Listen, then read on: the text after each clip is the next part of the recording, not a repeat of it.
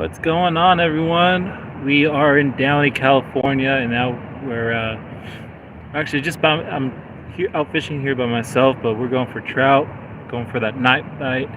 What's going on, Colby? Thanks for tuning in, man. So, same thing. I haven't gotten a tripod yet, so I'm using my tackle bag as a tripod stand. So, we're gonna see if we can catch our luck getting these trout.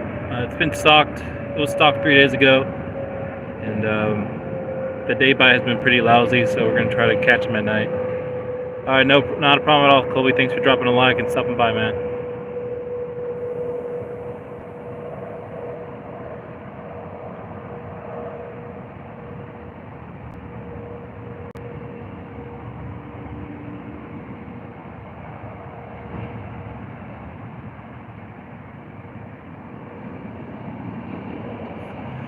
Yeah, bro, it's so hard without a tripod, but the only place that has a tripod is Walmart, and they're selling it for about $29, which I can't really cough up right now.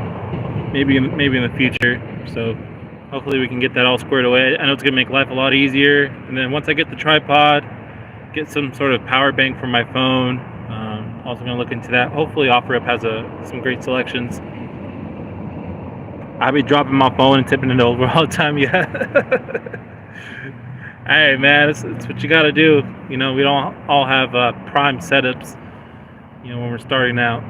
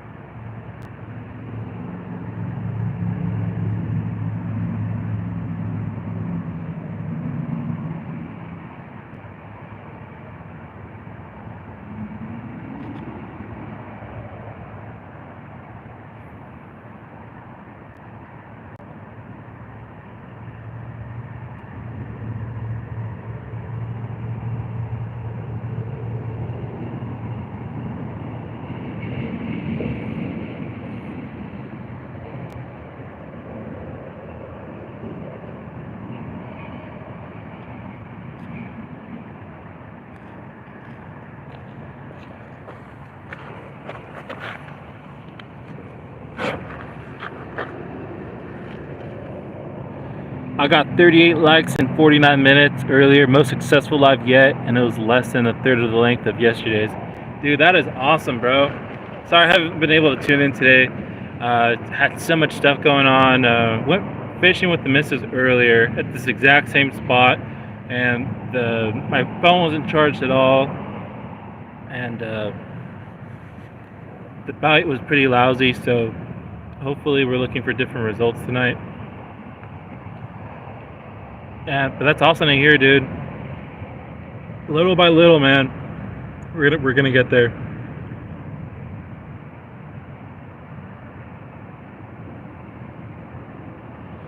So bait-wise, I'm throwing out some neon green and orange mice tails. It's also been pretty productive at this spot. And I'm trying something a little new today. So I decided to make my own my trout bait dough. Just a mixture of cornmeal, some of that Jiffy's like muffin mix, which is like basically everything that is great inside of a trout dough bait. And we're using some pieces of corn,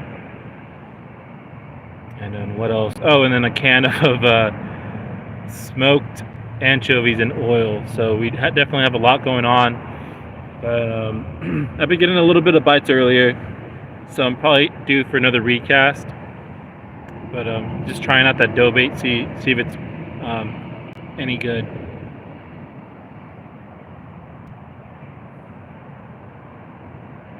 Okay, good luck, man. I appreciate you being a big support to me, man. I better go so I can get up for my MRI on my wrist. Damn, dude, that's what happens when you're reeling in those crappie all day, bro. It's just all that tendonitis acting up.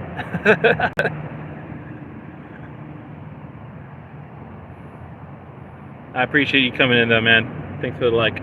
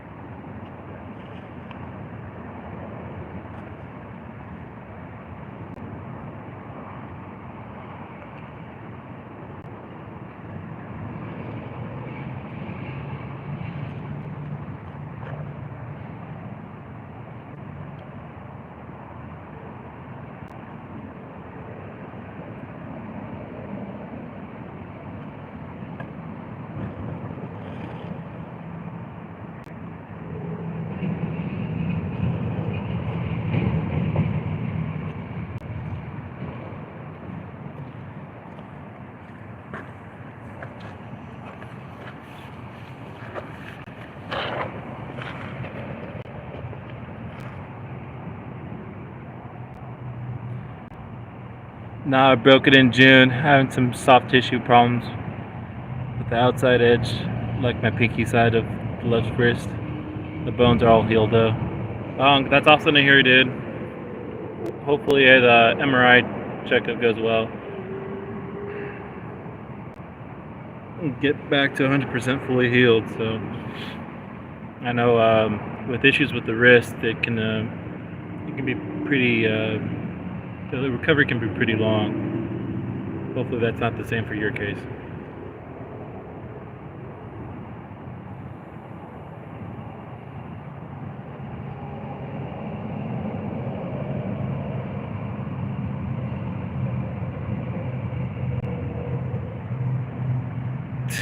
Oh yeah, man, you better go to bed, dude. Thanks for tuning in, man.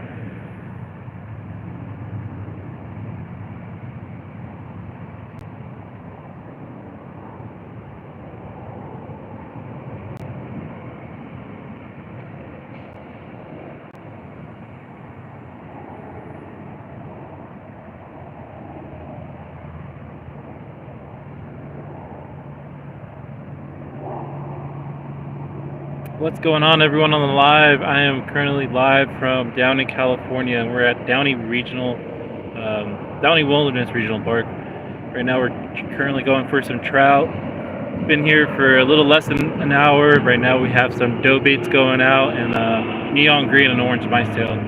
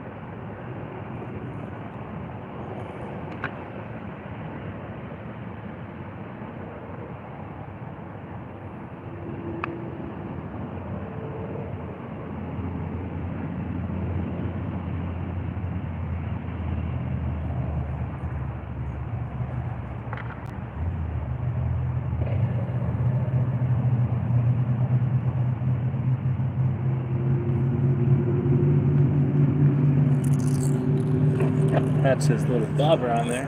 Sure.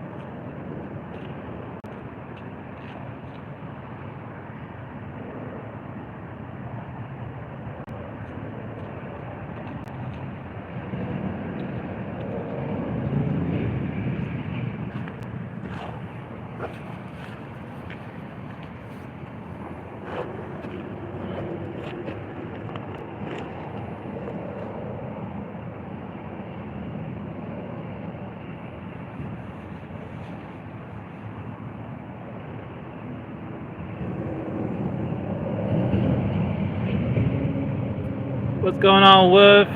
How you doing, man? Just decided to do this last minute. Wasn't planned at all. Just going for some trout. Right now I'm currently using some mice tails and some homemade some trout bait. So just a combination of cornmeal, flour, anchovies, and garlic powder. Pretty simple, but I heard it's pretty effective, so I'm just using this at my local park.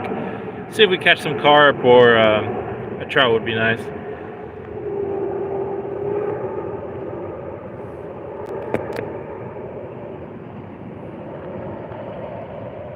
How you doing, Wolf? Hopefully everything's been good with you. even at night it's pretty warm, so the bite has been pretty sluggish. They just stocked this lake about 3 days ago, and a lot of people were catching them on flies. There was a lot of poaching though, so I heard from a lot of fishermen that a lot of these trout have been already taken out. But I've seen a couple swimming by. Hopefully we still get lucky with a couple. Yeah, and I got some corn in that as well. So if it doesn't catch a trout, it'll definitely catch a carp or catfish. And that background noise that you hear, it's the 605 freeway. So I apologize if it's getting a little too loud.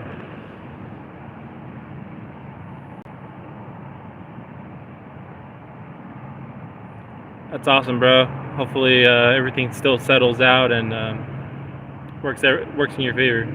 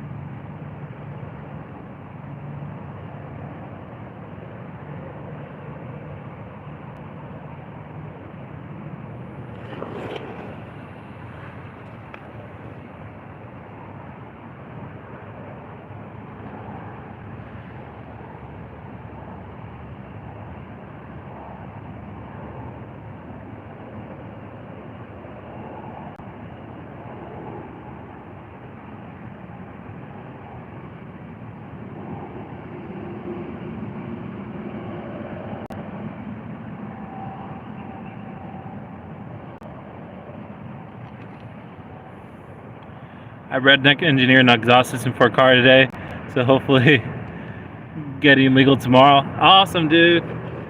That's great. I know in California it's nearly impossible to do that. All the emissions are insane, so it's like everyone's going to electric cars because they think it's going to be easier down the road, but I don't know. I think that's not the case at all. With any minor issue, you're going to have to take it to a certified dealer. And I know those guys like to squeeze out every last bit of dollar that you have. So it's awesome that you're able to do that, man. It's kind of a lost skill a lot of people have in this generation.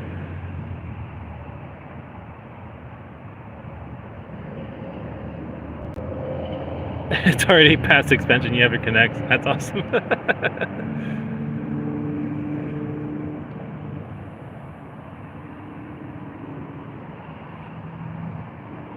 Oh, that was a huge ripple in the water. Not anywhere near my baits, but still got our fingers crossed.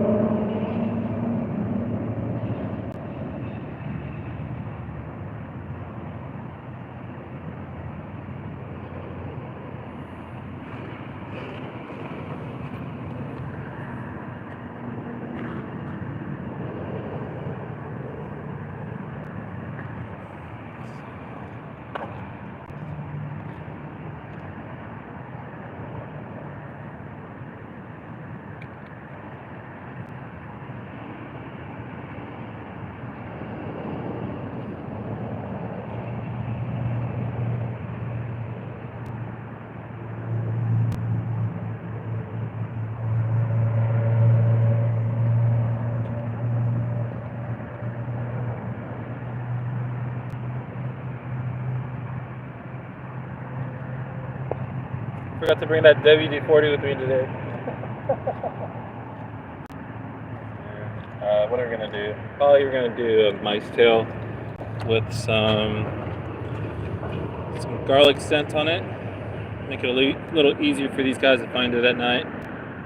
I know scent's gonna be a huge key in for these trout, for being able to navigate and figure out where this bait's hiding at.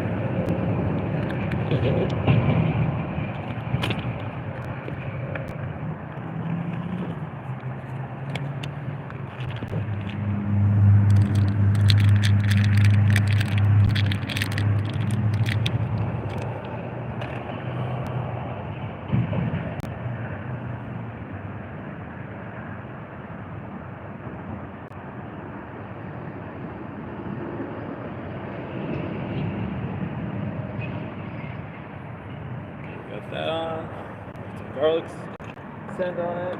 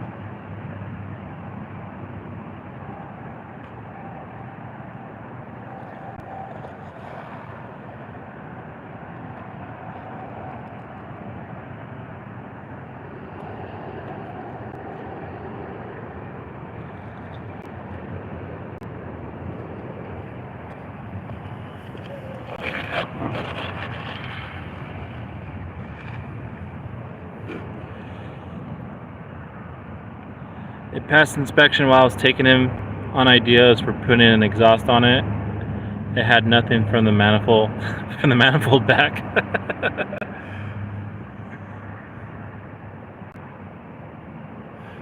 Awesome.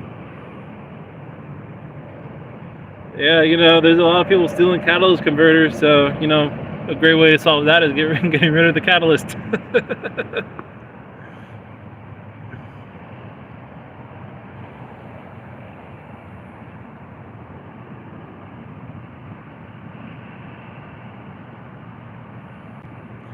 My PB Rainbow was 10.1 pounds, caught on a mice tail with fish attracted on it, called garlic love sauce.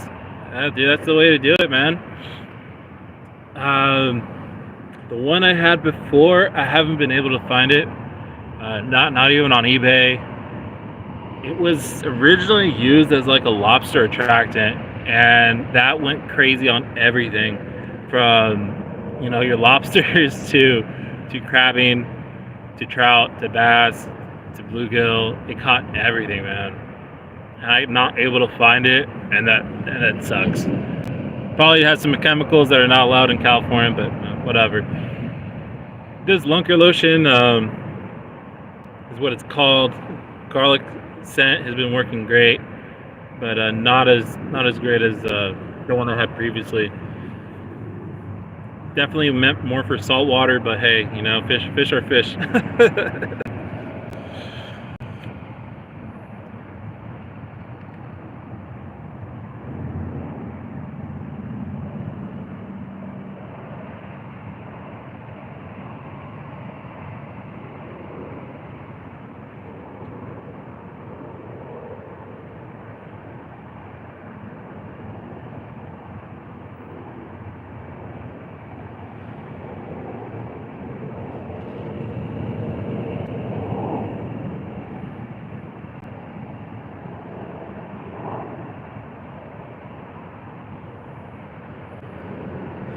Yeah, this park's pretty small, so it's kind of like shooting fish in a barrel, except I'm shooting right outside the barrel. I've seen these trout school, and they go around the park towards the edges. So what I have right now, my strategy is to having one fishing pole cast closer to the light, and then I have one casted on the opposite side of the park by the reeds. More of it like in a darker area. I'm not using the dough bait anymore. I'm kind of just sticking to the mice tails now to see if there's any kind of double up my chances here.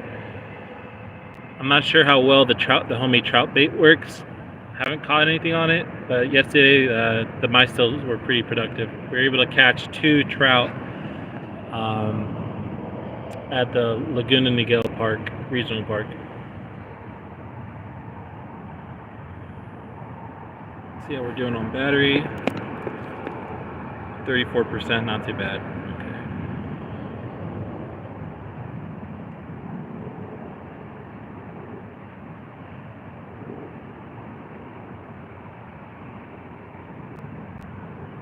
cool. We can at least get one trout to show you guys, but you know, it's the way fishing works, you know. I know I've been here multiple nights where it's non-stop, and I regret bringing 2 fishing poles out because it's hard to manage, and you know, you got limits within 30 minutes, but now it's I don't know, the barometric pressure. I have no idea why they're not biting. It's all good though. It's here to relax, enjoy the outdoors and the noisy freeway.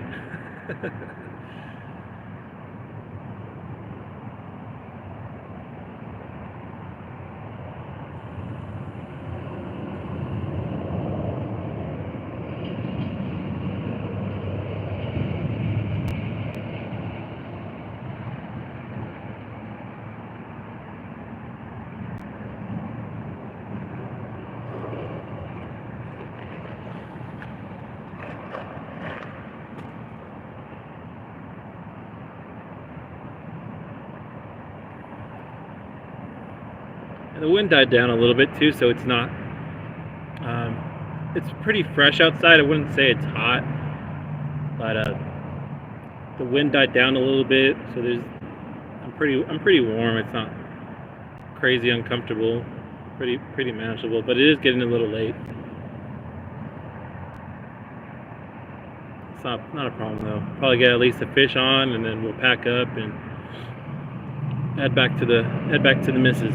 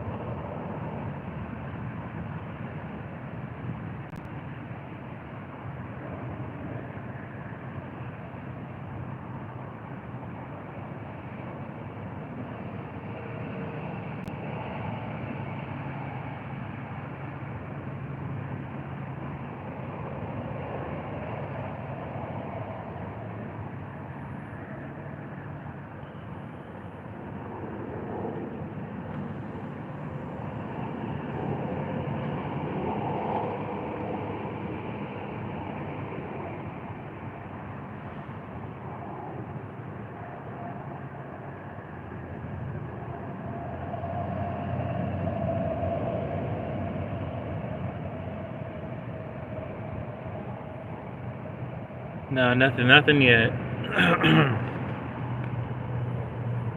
But I just like being outside too, instead of like doom scrolling on YouTube and all, you know, doing all that stuff. I was like, man, I wish I'd go fishing more often. And I was like, well, maybe I'll just put that into practice and actually just go out and do fishing, which is nice. You know, gets me away from the phone. Well, sort of, but gives you guys watching different perspectives, different backgrounds, different methods of catching fish. I know all the channels I tune into, they're either catching saltwater or catfish. You don't see too many channels catching trout. I know JR and Anyfin are the only ones I know catching trout right now, and hopefully I'll be able to go out with junior buds to the Santa Ana River Lakes on the 23rd and hopefully the 25th. Hey, what's going on, Mary? Orb, I didn't get a notification. How long have you been on? Right now we've been live for about 35 minutes. No bites yet. We're trying out some trout dough bait that I made from home. Well, basically anything you can get from the Dollar Tree. Some panko breadcrumbs, some cornmeal. We have some corn, some bits of corn in there mixed with corn water. And we have smoked sardines and oil. We put the whole can in there. And hasn't been productive at all, but I've been throwing everything out there and nothing's been biting. So there's still faith. That's awesome. Yeah, dude. They stock some monsters in there, and I think we're in the last month where they're stocking these trout. I'm not sure if that's going to stay true with the Santa Ana River Lakes, but we're going into more of that catfish bass season, carp as well. As soon as those weather start warming up, those I believe carp are spawning right now as well. So the carp bite has been pretty active.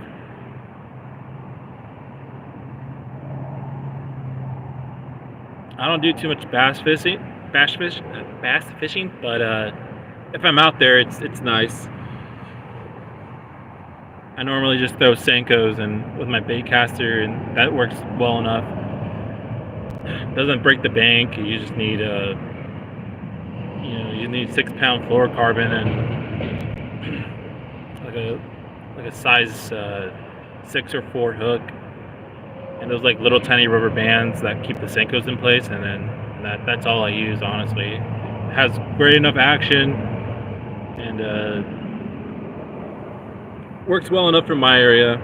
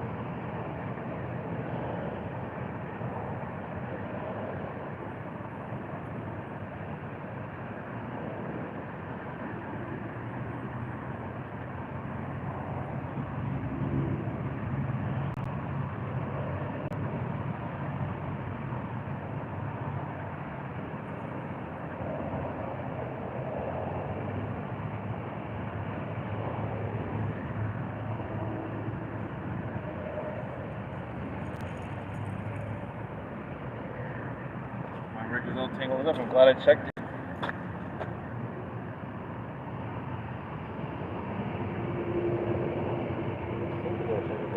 see here. Give me 1 second.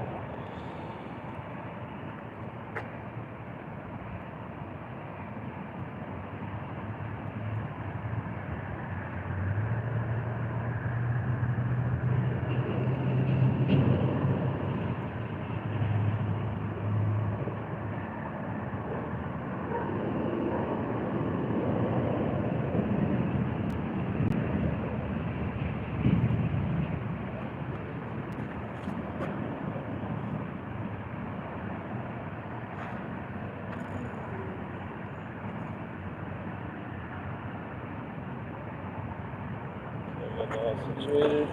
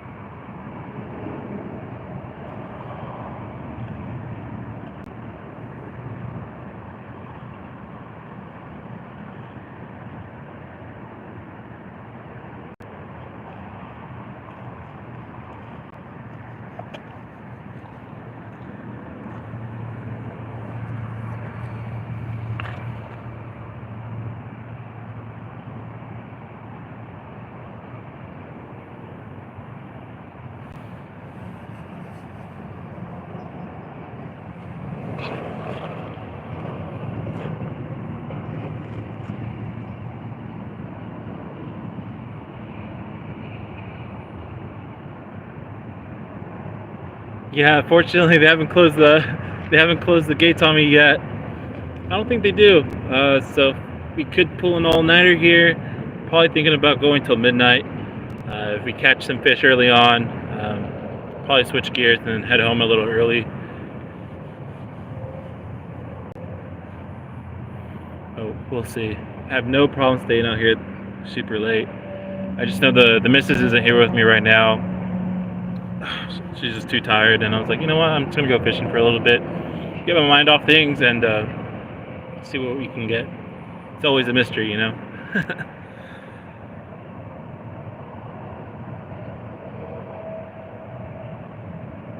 I need to get my eyes checked because I thought you first said alligator. You should see it on my end. My phone's super, like, it's all cracked from the screen, so I gotta get that repaired and fix that glare. Honestly, I should probably just looking to get a new phone, but I don't even have the money right now to get a tripod, so we'll make do.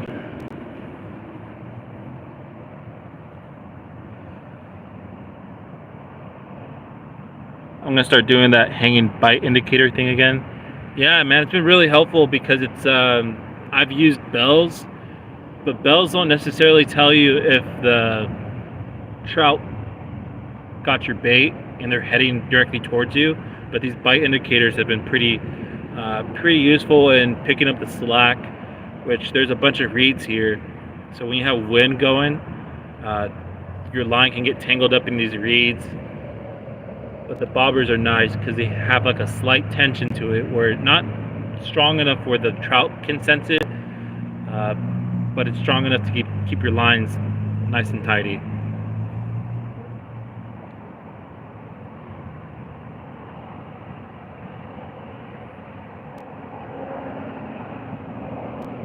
I wasn't aware there was a sweet spot for people into alligator and to gator activity, but if you're into that.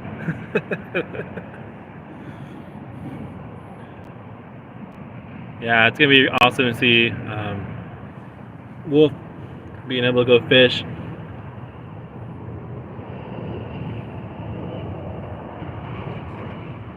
In your area, Wolf, what do you mostly go for? Like, what's your favorite fish to catch in your area?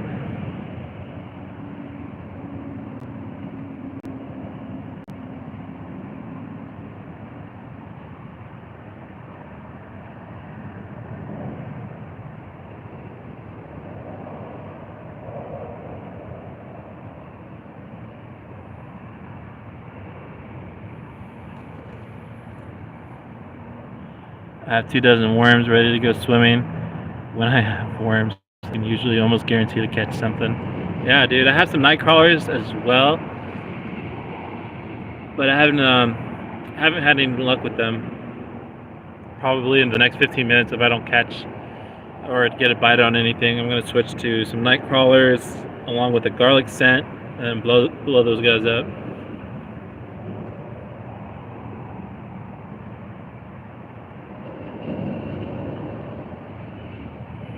Mostly catfish and carp, but we have smallies, rock bass, walleye, white bass, all types of fish. Oh, dude, that's awesome. Yeah, we have a pretty limited selection here, as you probably know. When it comes to freshwater, but that's what I like about saltwater too. Is that I'd be able to go pier fishing, and I don't know if I hooked into a stingray, a guitarfish, halibut, even a starfish, even. It's always different along the coastlines. And this rod that's out in front of you guys, it's a surf rod, so it's only 2 to 6 pound test. It's really lightweight, and it's awesome to catch those like surf perch and corbina, I believe they're called. I usually catch those on 4 pound fluorocarbon attached to braid, and I use like a size 6, size 8. What would I call it? Bait holder hook, like Gamakatsu, that Gamakatsu brand, or Mustad, and attach these gulp camo worms, the 3-inch variety, and those ones always hit. And if I can't get my hands on some of those camo worms, I usually go for like the little sand crabs, sand fleas, whatever you want to call them, and spot out the ones with like the orange egg sac underneath, because those are like candy to them.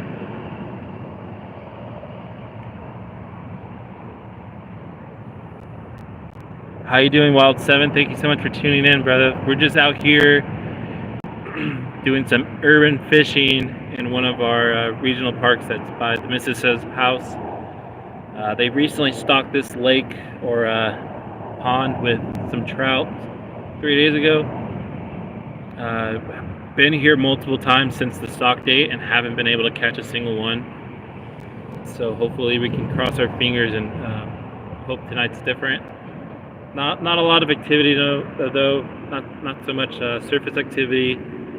But the cranes are here, so cranes are always a good sign, because if they're here, that means the fish are here as well. I'm fully landlocked in the middle of the U.S. I have no salt options. Loved my fishing variety and all the options when I lived in California, but paying $3,200 a month for rent was getting old real quick. Yeah, dude. I had a place of my own, and the rent starting out was amazing. It was right on, if you're familiar with Long Beach, I was right on Alamedos and Ocean Boulevard. Ocean was walking distance away, less than 5 minutes, 2 minutes if you could run there. And it was awesome. And that was like a year after the pandemic. But after everything started settling out, it was the rent was getting too much. Roommate was in and out of jobs, and unfortunately we had to move out.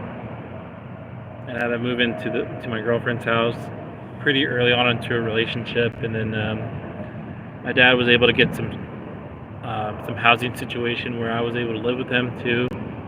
So I've been kind of just bouncing back and forth between households, but it's all good. We got some fishing gear. We're able to cast all the lines out in the water. We got licenses. We got some bait. So all we're waiting for the fish. Dude, I lived in Carson. Yes, I know every inch of Long Beach. Yeah, Long Beach has changed too, dude. It used to be a really sketchy area, but you know, as long as you're not, it's like, as long as you're not looking for trouble, you're not gonna get trouble. If you're street smart, you're not leaving shit in your cars, and you know, it looks like there's absolutely nothing in your car for people to steal. Your windows won't get broken into. I mean, for me at the time, I had a 2007 Kia Rio. I got it from my friend for an insanely low price of $500. I was like, I'll take it, because at the time I had sent my 2005 Ford Escape, which I loved that car. I was able to take it to Big Bear, 6 cylinders, not a problem at all. It was awesome, but unfortunately ran that into a ditch after I was coming home from a late night job out in Selmar. Coyote ran in front of me. I tried swerving out of the way, and ended up in a ditch. And a whole pamphlet of problems came along with it. You know, the O2 sensor was done. Radiator had issues. You know, I don't even remember. Yeah, it had an overheating problem. There was a leak somewhere with coolant. There was like 3 different leaks.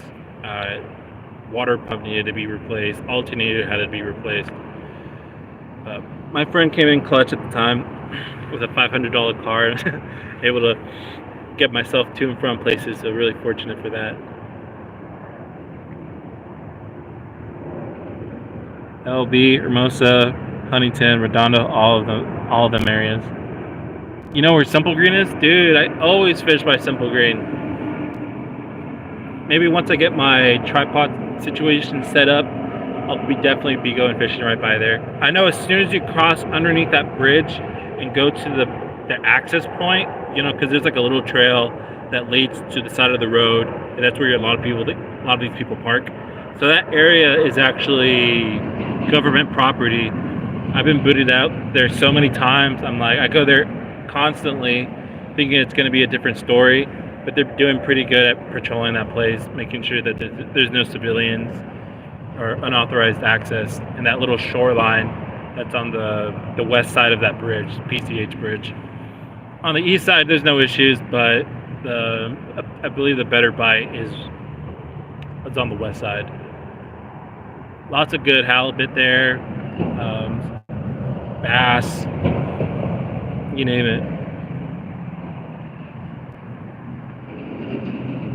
I have so many good memories fishing Simple Green. You can't just park there anymore. Well, I think it's just a lot easier getting your gear. I haven't parked at Simple Green, to be quite honest with you. I just don't want to risk it and get my car towed, so I park on the opposite southbound PCH side and walk underneath the little trail path and go underneath the bridge and fish that area. That's the sole purpose of why I don't go park at the Simple Green building.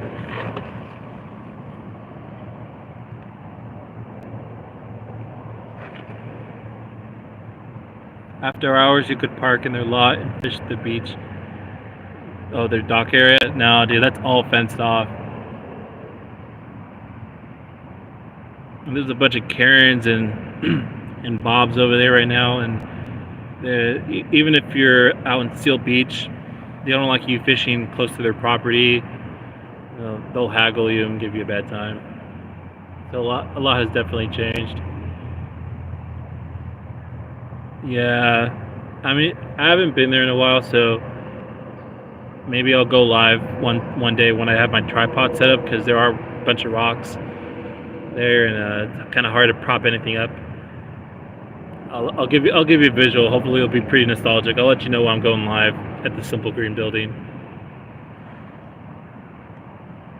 Yeah, those are ducks, long neck chickens.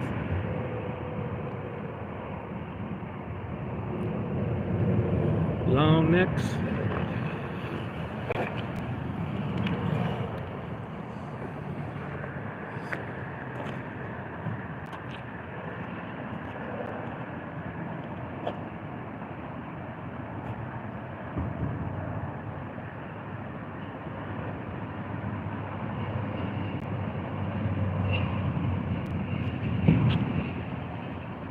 Got a night crawler on here.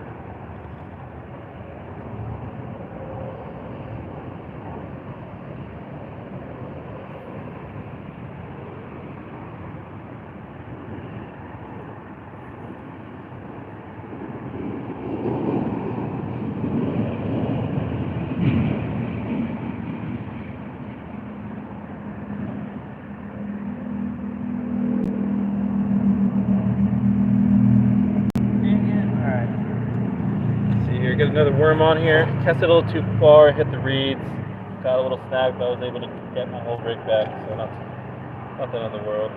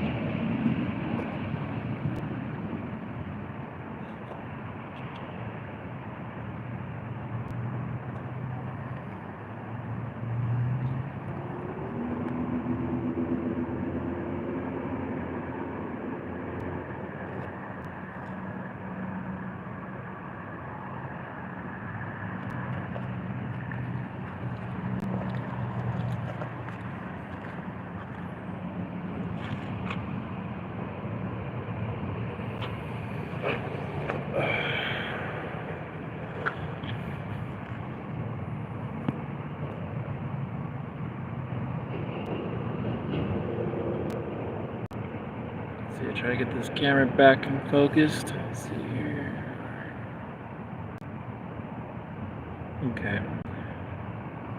Not sure why it's doing that.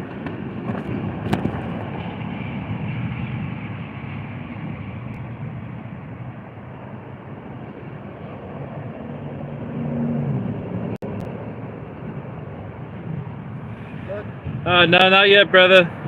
Nothing yet? No, nothing yet, man. We got some mice tails and just threw out some night crawlers with some garlic scent on them. Oh yeah. Nothing yet. The trout, the dough balls haven't been working, so going for a little bit more natural. Do you know they have a catfisher yet or not yet? No, dude, I haven't heard of them stocking. I know if you want to take the drive, they do have some at they call it Sulphur Creek Lake, but it's the reservoir that's in Laguna Niguel. Is that it? The reservoir that's in the what? Laguna Niguel. Oh, okay then. How far is that? That one's about like a 40-minute drive without traffic. And it's then like a big lake? Yeah, it's a big lake, dude. It's like a $3 entry fee in like the weekdays.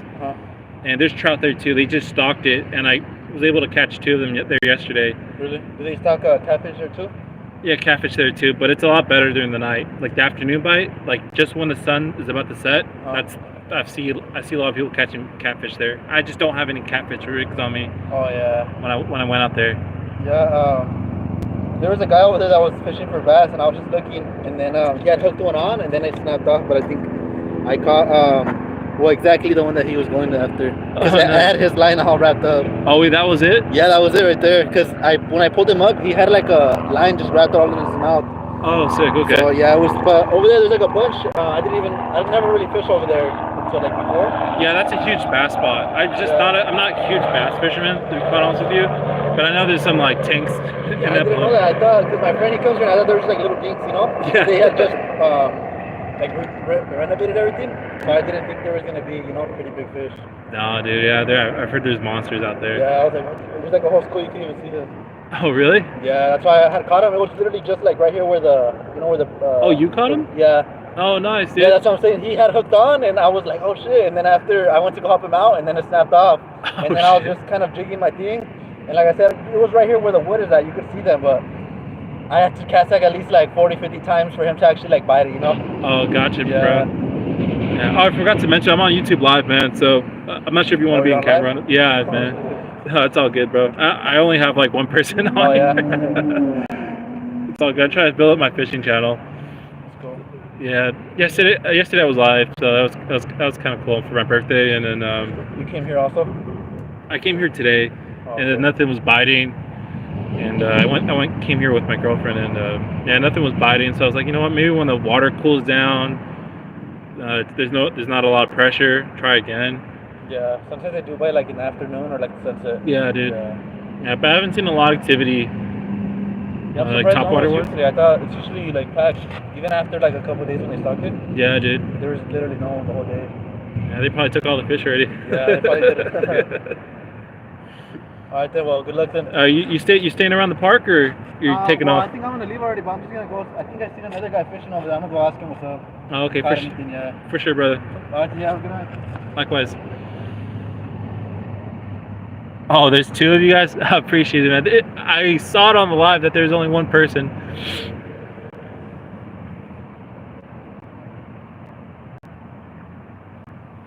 What would be an awesome collab?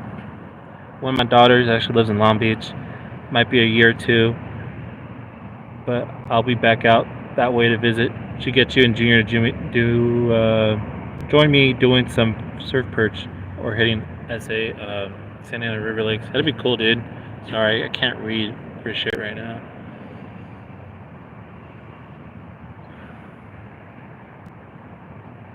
I'm like one of those kids that you would like, I'm not sure if you guys had this at your school, but like the popcorn reading time, and just to fuck with the kid that didn't know how to read that well, you'd choose them after you're done popcorn reading. Sounding out every word. Oh, that's terrible.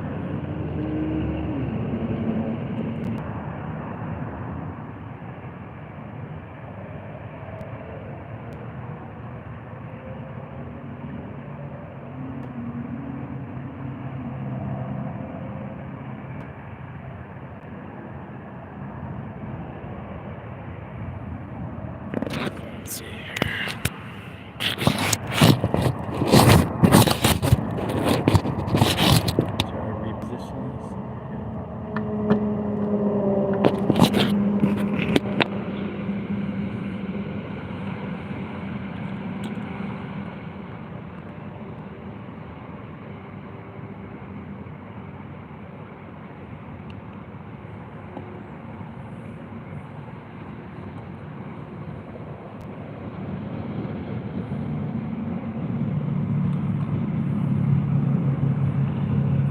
Yeah, dude. Even just to stay in the not so nice areas, it's super expensive.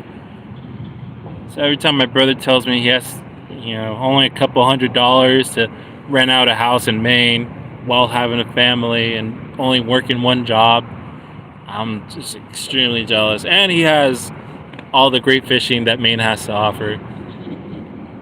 I gotta go pay him a visit someday, but I gotta see when he's free. And maybe some fishing lives in Maine would be pretty cool.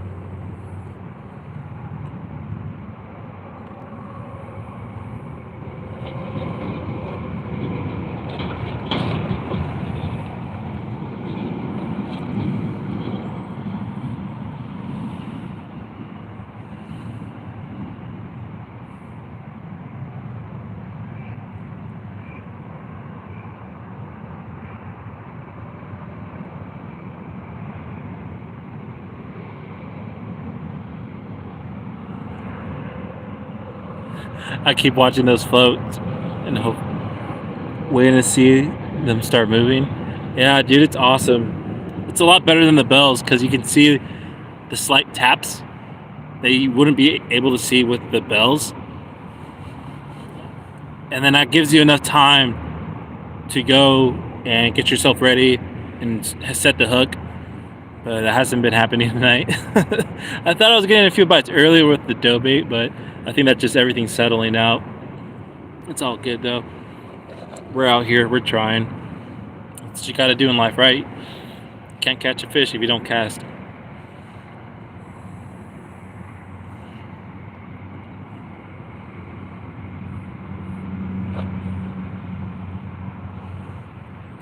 Hey, what's going on, Adam Simpson? Thanks so much for tuning in. Right now we're live at Downey Wilderness Regional Park. They just stocked this pond, lake, whatever you want to call it, 3 days ago, and no bites so far. Hopefully that can change into gear soon. Right now we have some night crawlers and some mice tails thrown out. We just did a recast about 5 minutes ago.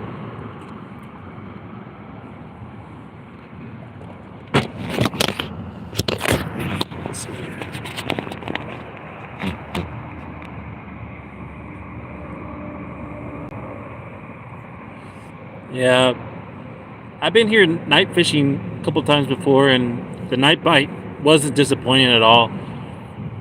It's actually was really productive. We caught 5 keeper trout, and that was awesome. Some pretty decent sized ones too for it being such a small lake.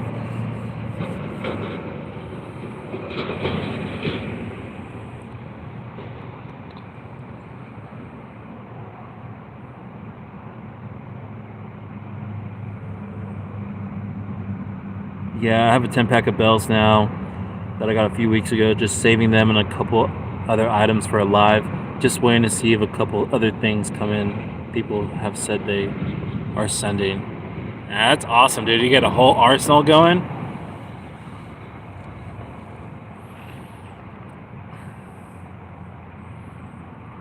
It'd be nice to travel up to the Mammoth Lakes this summer, probably right before it gets too hot, and do some trout fishing there, because I know they stock trout all year long.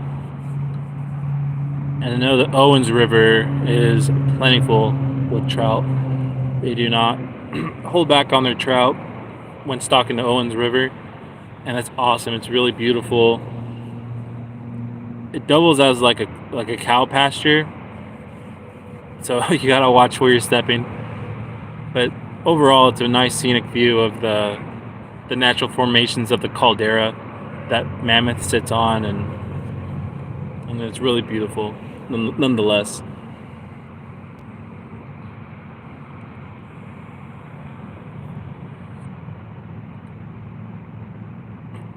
That's awesome, dude. I'm not sure if you've done it before, but you should do like a mail call and just show your entire arsenal.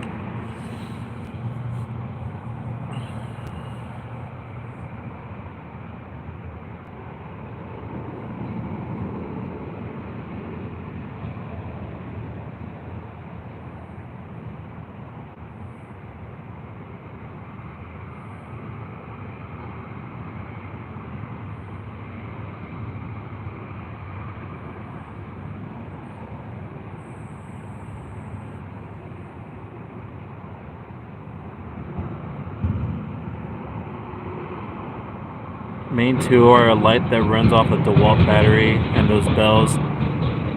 Yeah, I do mail calls. That's awesome, dude. I gotta check out those videos. YouTube does a horrible job at notifying me everyone's posts. That'd be awesome. That'd be awesome to check out, though.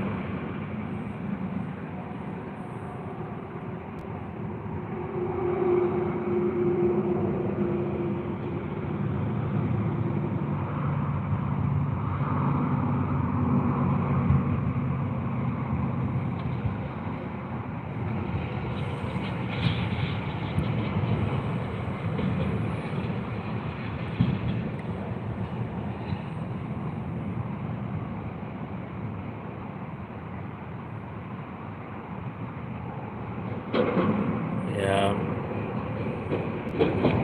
Hopefully they get that fixed soon, dude, because that's a lot of creators are missing on potential audiences and whatnot. But I guess if you're subscribed to so many channels, it probably just glitches out. I have no idea. I don't run YouTube.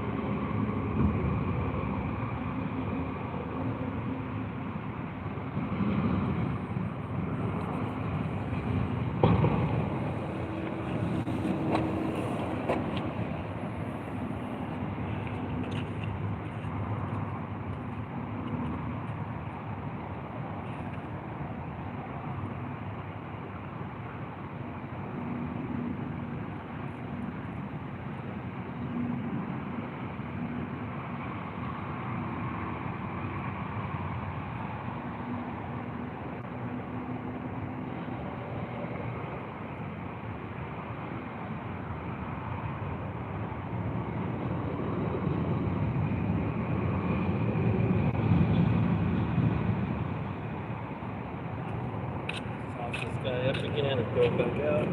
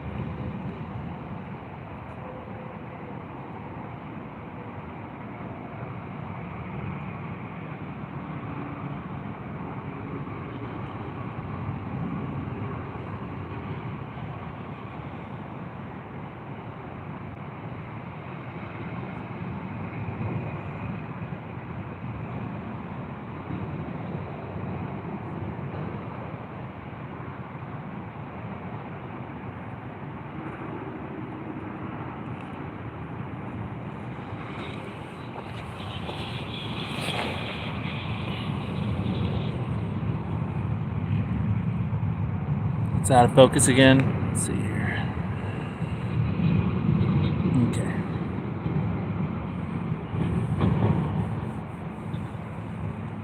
Okay. Is Burko still alive?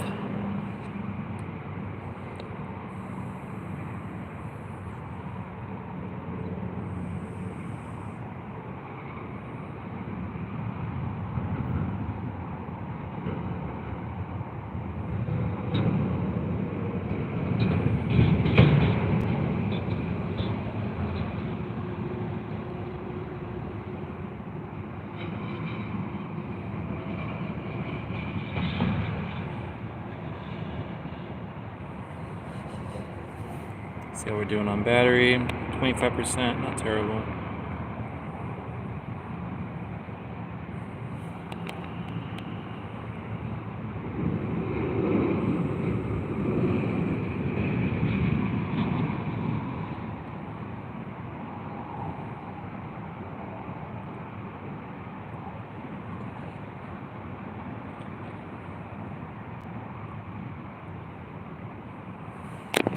Let's see here, I'm gonna plug in my power bank real quick.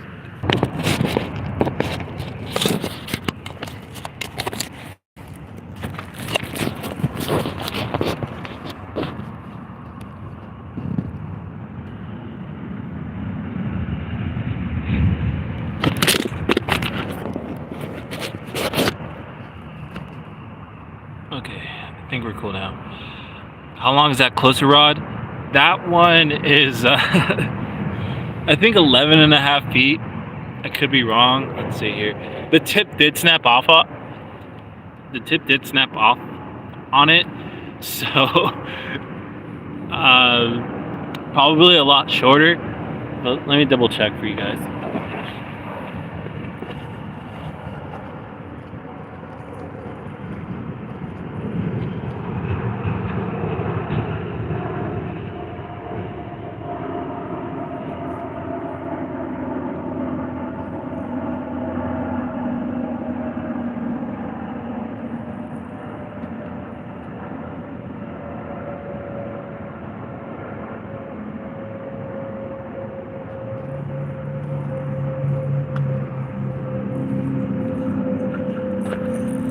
So it is a 9-foot rod, but the tip did snap off on it, and that was about 6 inches, so it's an 8.5 medium action rod now.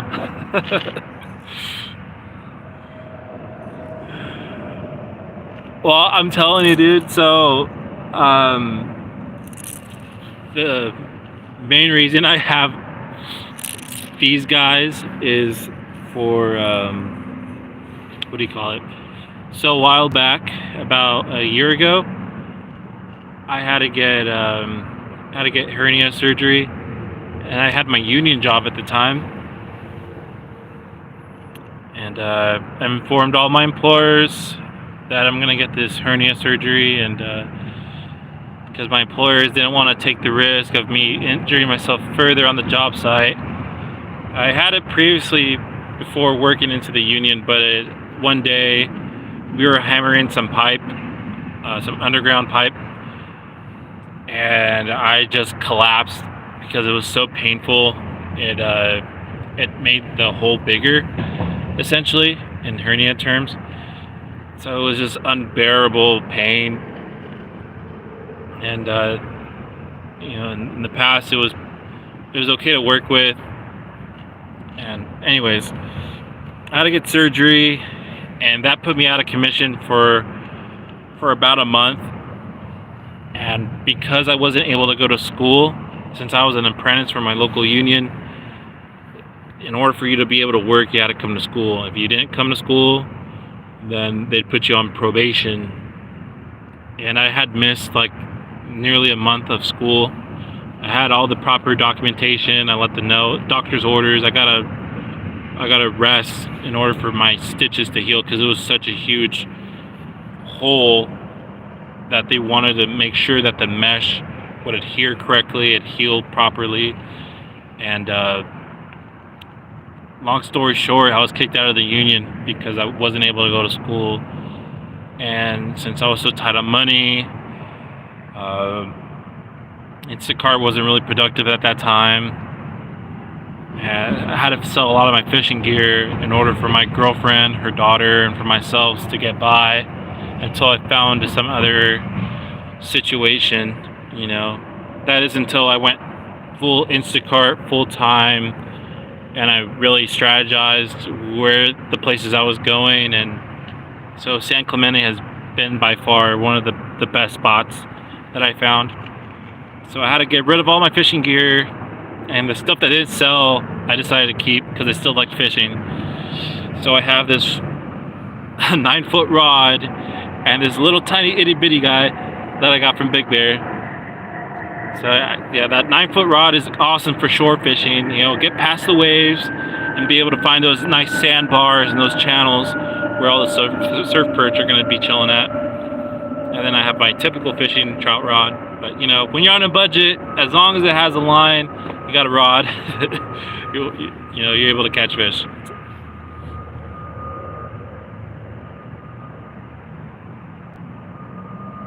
No, it's a 9-foot rod, not an 11-foot. I was mistaken.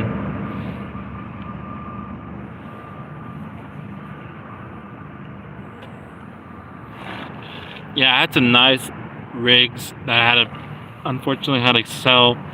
They were all like Akuma, Daiwa, kind of just top of the line stuff that I was able to collect over the years when I was financially stable. And I kind of just splurged on some nice conventional reels. And I was like proud of them, you know, just awesome setups, great to take on like the charter boats, the Catalina. Caught really nice yellowtail on them. You know, but when you have something in your life that's kind of unpreventable, or in a situation where you tried your best at try to navigate through, you know, fishing kind of gets put on a hold, unfortunately. But you know, it's all part of adulthood.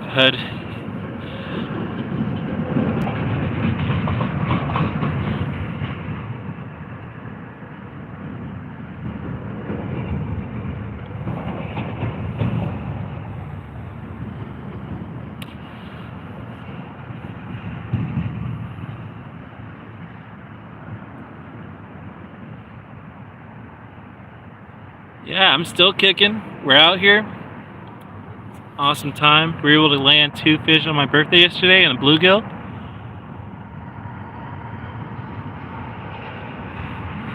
So I'm not a completely shitty fisherman, but you know, we're getting there. It's a learning experience every day.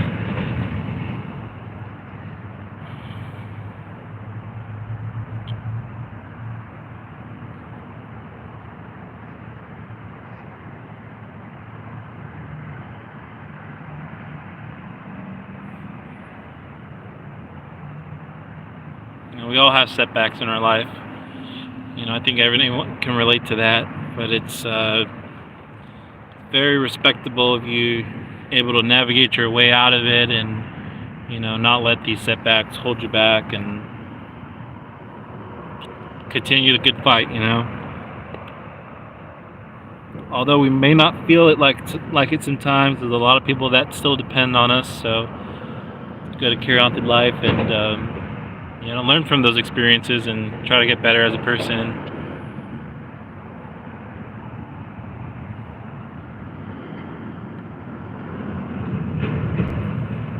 And really focus on what you love doing. Getting those negative energies out of your life. You know, life is so short. You know, just me being the time of me being an adult and kind of just having to fend for myself, you know, it's all a learning experience. Embrace the good times.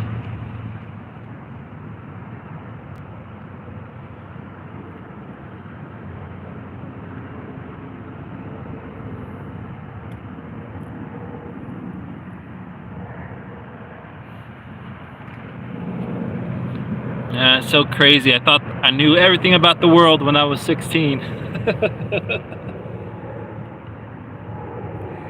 I was like, yeah, I'll definitely move into an apartment with 8 of my friends. That's only like $100 in rent.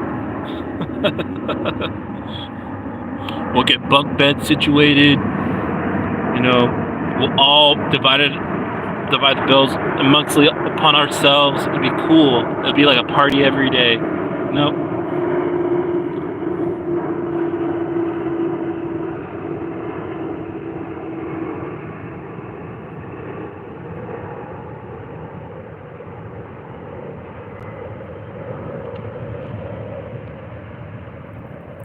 My uncle gave me the secret to being happy in life. You want to know what it is? Go for it, Mary.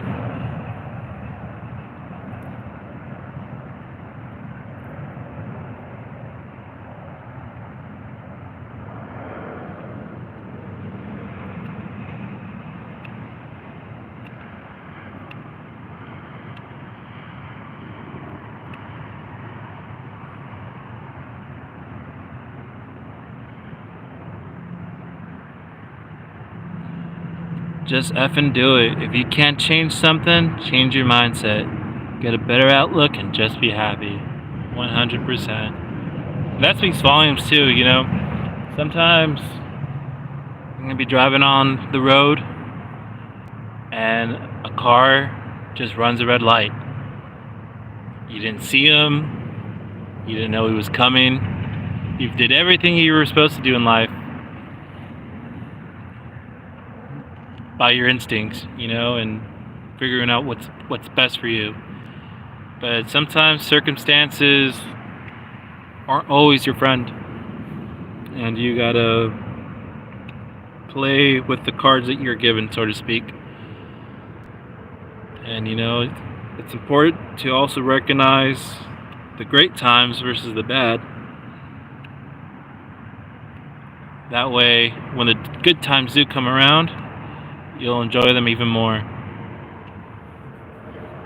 Kind of the same thing with fishing, you know? You get skunked one day and you're like, oh man, I'm a shitty fisherman and I can't fish for shit. But then when you do start catching the entire lake and everything it has to offer, you're like, I feel like I'm on top of the world. And then you look back on that day and you're just like, man, that was a great experience. I really felt a morale boost and life was just perfect at that moment.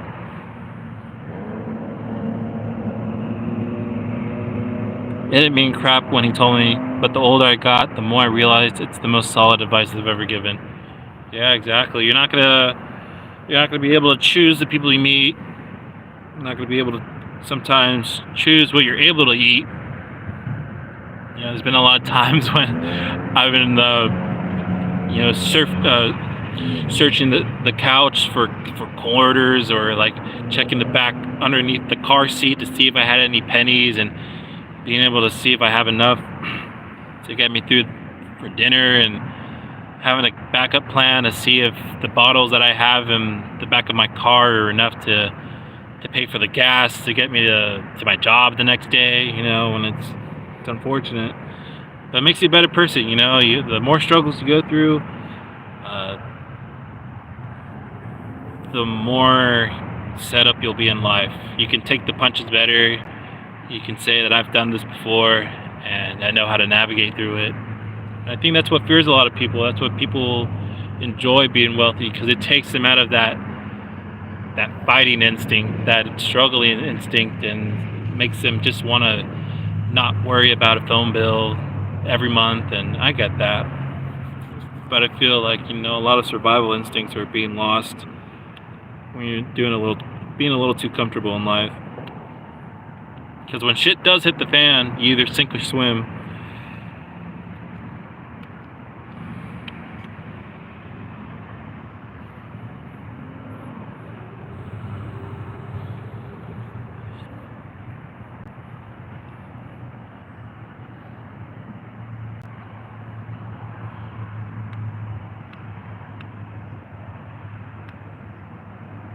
Make sure to treat everyone with the same amount of respect you expect to deserve, and you know, if people want to come along for the ride, let them come along for the ride. If they don't, it's all good, because you know what, that's what makes us all unique.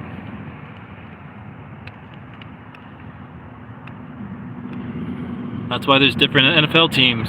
You know, if we're all rooting for the same team, it doesn't make it fun and exciting.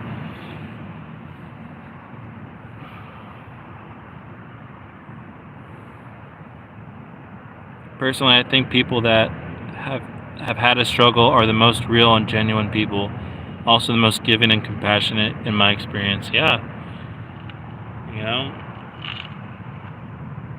it may not look like it then because it might be in the midst of the struggle, but I'm sure once they come out of it, they start appreciating life a lot more and what it has to offer.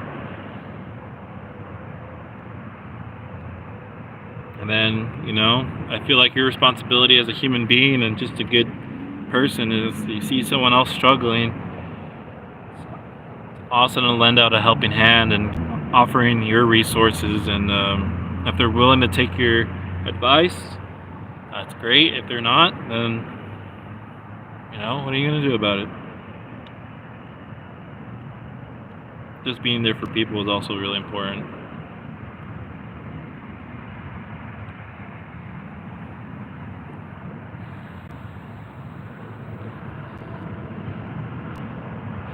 I have survival instincts. I'm literally a survivalist, and I never really wish to be rich. But to win like maybe 500K from the lottery, I could definitely be in a place to make the rest of my life go pretty easy. Yeah, 100%, dude. 100%.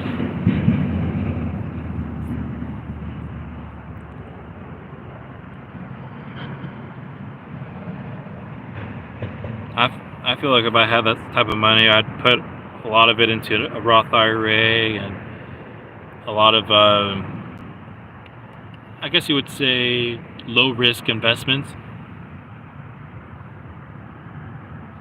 Kind of create a trust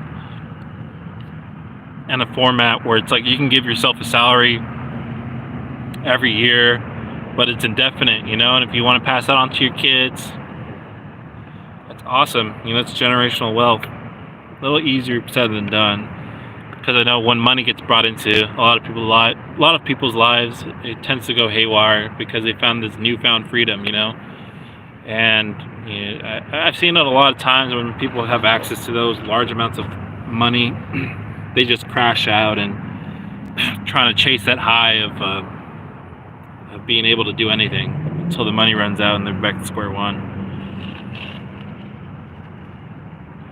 I know that kind of money will definitely get my life back in order. But we're here, we're alive, we're fishing. Tomorrow's not guaranteed, so we're making the best of what we got.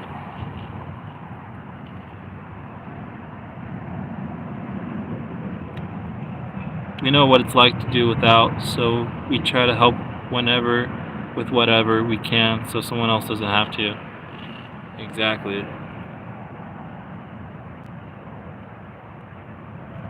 Yeah, I think it's time for a recast. These fish aren't biting.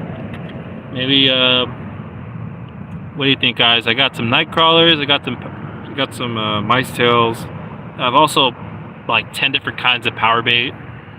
I can go back to just regular old corn.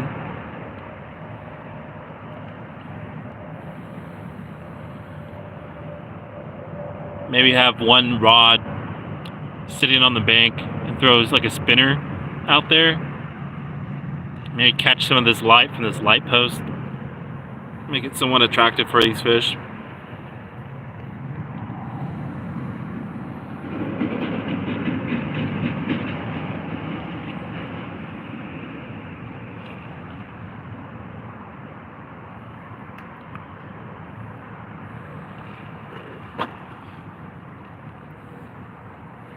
Let's see what we're doing on battery percentage wise. 22%, not bad at all. We got about half an hour to an hour left.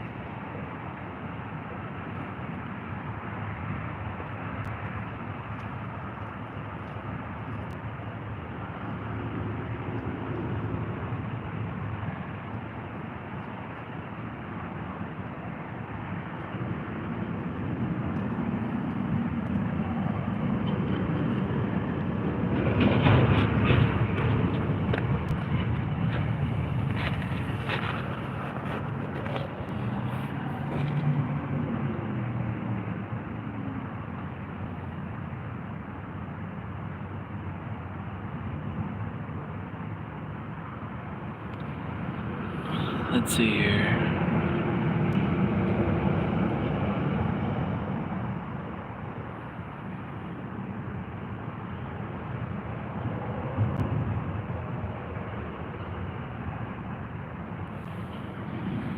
Like right now, I'm in a good place. Things are starting to look better.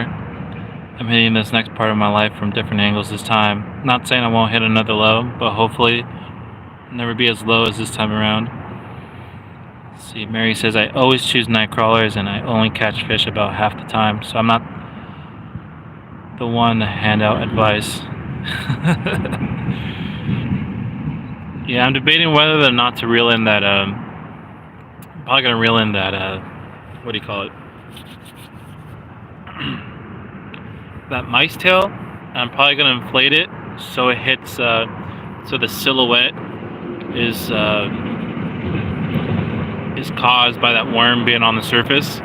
Also throwing like a little night bobber out, I think would be pretty helpful to track the fish, see where the bait's at. But I just threw out some more trout dough corn bait.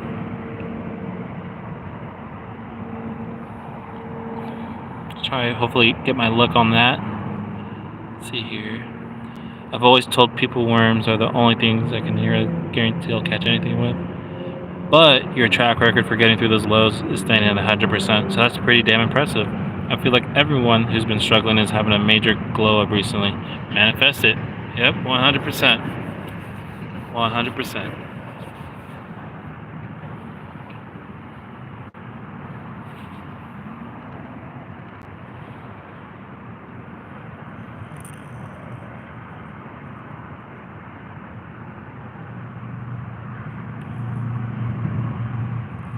Yeah, I'm gonna reel in that long fishing pole, and I'm gonna put a night crawler on it. I like the idea of blowing up the worm so it has like a lot of topwater action, and not being suspended, unable for those fish to see it. So let's try that out.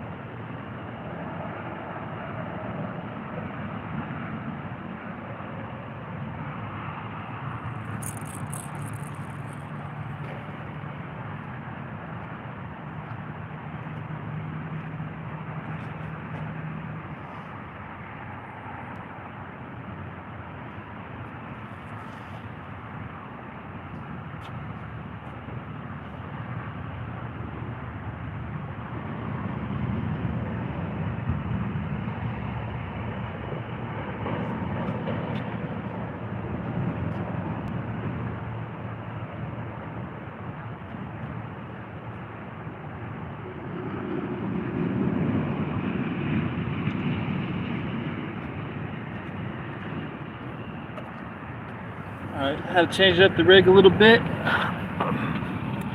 Took off the sliding sinker off the Carolina rig and fixed the glow bobber to the line, and I'm just having that worm just suspend above the on the surface of the water. So there's a little aerator towards more of the left of your screen. The reeds are right in front of it. Hopefully we can get some action there. I'm gonna attach a little bell so we can hear the strike.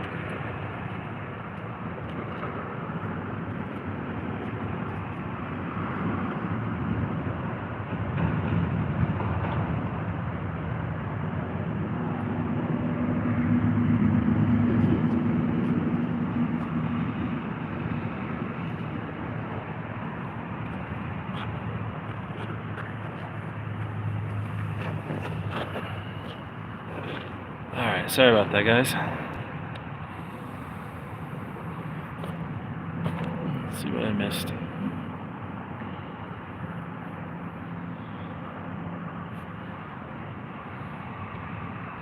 Three times in my life I've lost everything I've owned, but it never affected me. Held my head up and kept going. This time I lost everything, and it really felt like life didn't want me to come back. But I can't and I won't stay down as long as I have a choice in it. Yep, that's the spirit. Items and possessions are not who I am, but the last 3 times I had somewhere I could live, and I have had help from people around me. I don't have that this time, and I mean like people physically here. I've had help from the community and overall grateful for that. This time I've had my land stolen out from under me, everything I've owned pretty much, and a ton of legal allegations I had to fight to clear. Now that's all over, I can finally move forward again. That's awesome to hear, brother. Plot twist, I have people that can and will help at the drop of a hat.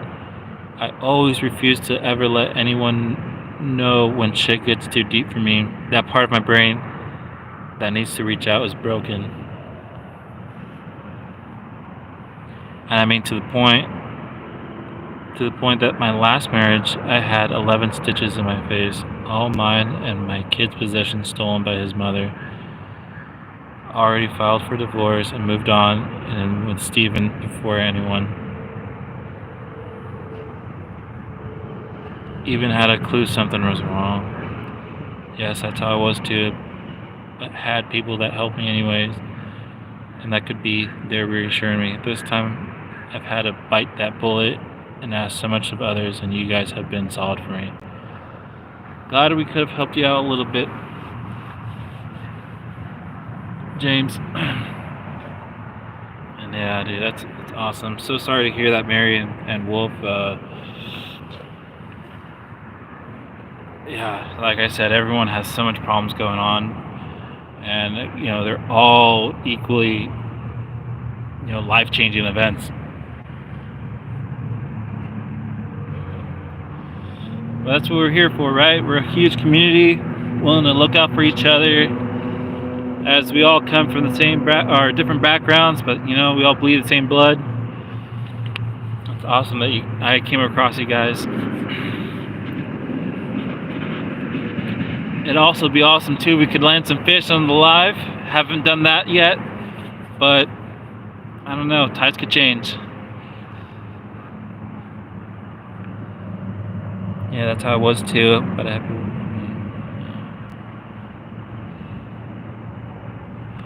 so we can change the direction of the camera just so slightly.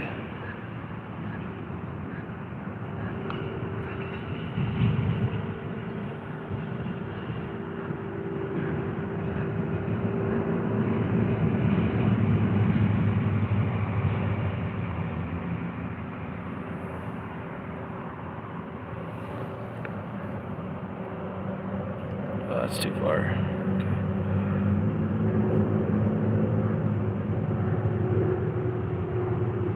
I'll just leave it as that. Okay.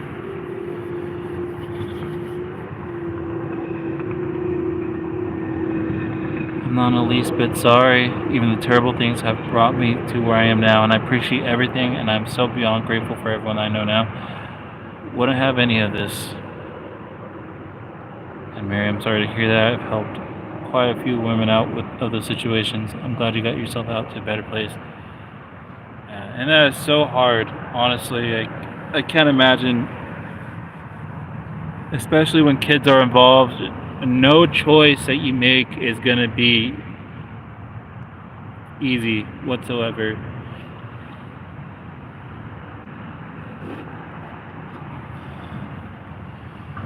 You know, it's not easy on anyone's part. So I'm glad you had the strength to go forward and choose what's best for you and your kids. And you're able to persevere through that. The grass is always greener on the other side.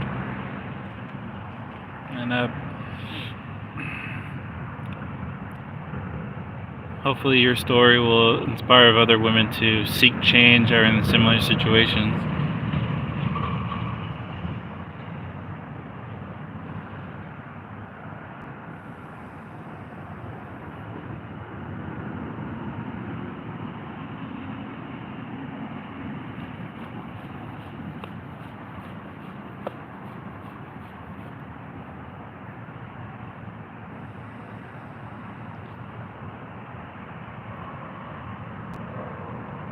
I know if there was catfish in this lake, that bait would crush, but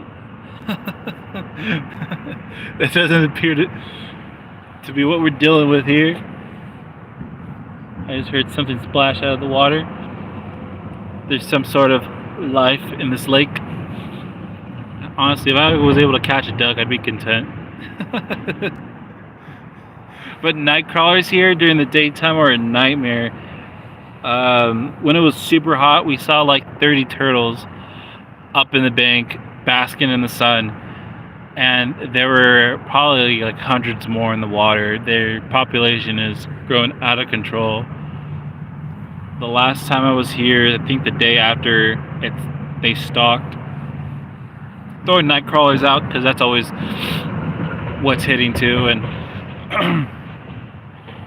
it was just non-stop hooking turtles after turtles to the point where we had to switch to mice tails. Because what turtle's gonna go after mice tails, right? No, it was wrong. They were biting at the mice tails, setting off the indicators, because there'd be like little tiny claw and bite marks on the mice tails, and they were all broken and whatnot.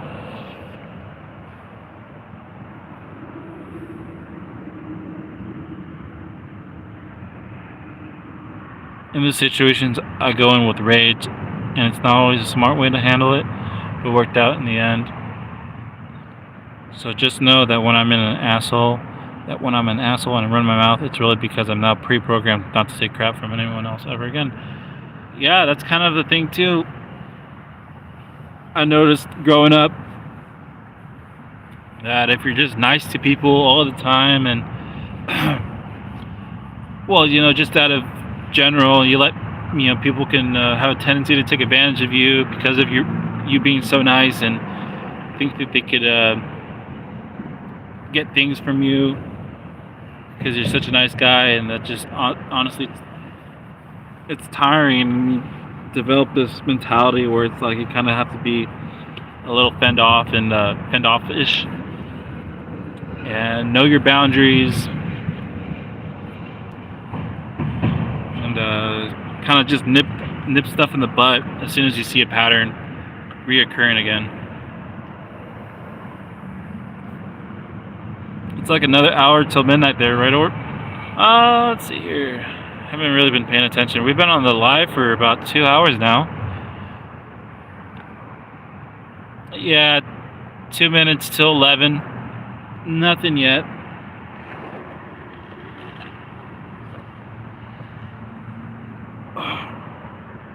Probably end the live stream when the battery runs out. Go grab something to eat. Check in on Burko. I'm not sure if he's still live yet. Could totally be false about that. Not able to check on my phone right now.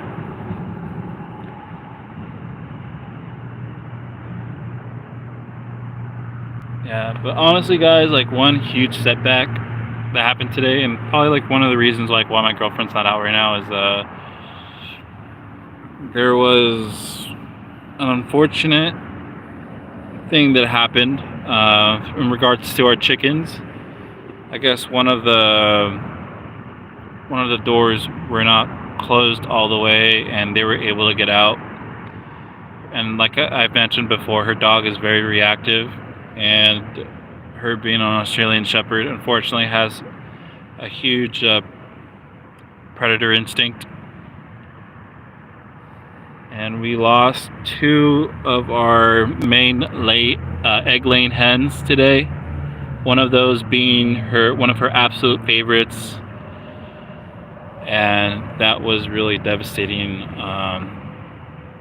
on her today. And that just recently happened like 5 hours ago, 5-6 hours ago. So you know, it's pretty tough on her, and it's tough on me too. Like I try to put on like a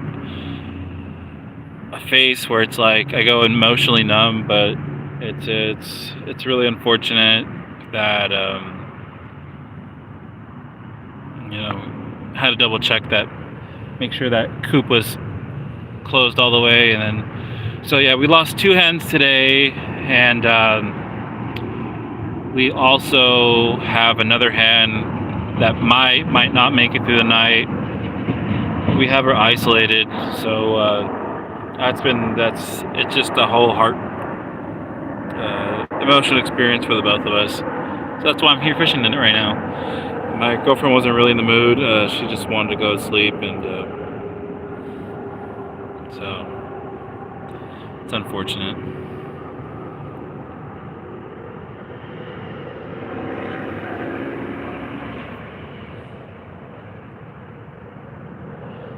Yeah, but on the bright side, we do have some nice healthy chicks currently in their brooder, and we have a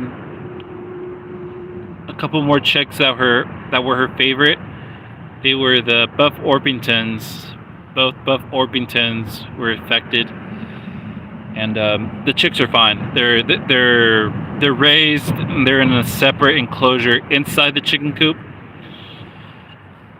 But so it's like if you wanted to open, they're nice and safe. But we also have some silky eggs coming in from eBay. We're currently on a wait list, so it might be another 4 weeks till we receive that shipment.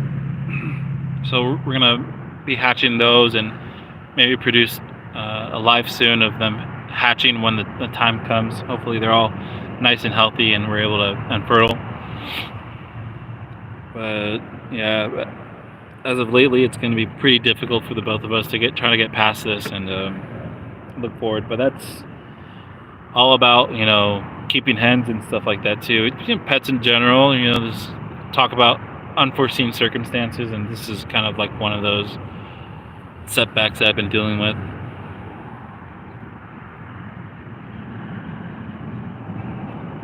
No worries, man. It's all good. And thank you, Mary.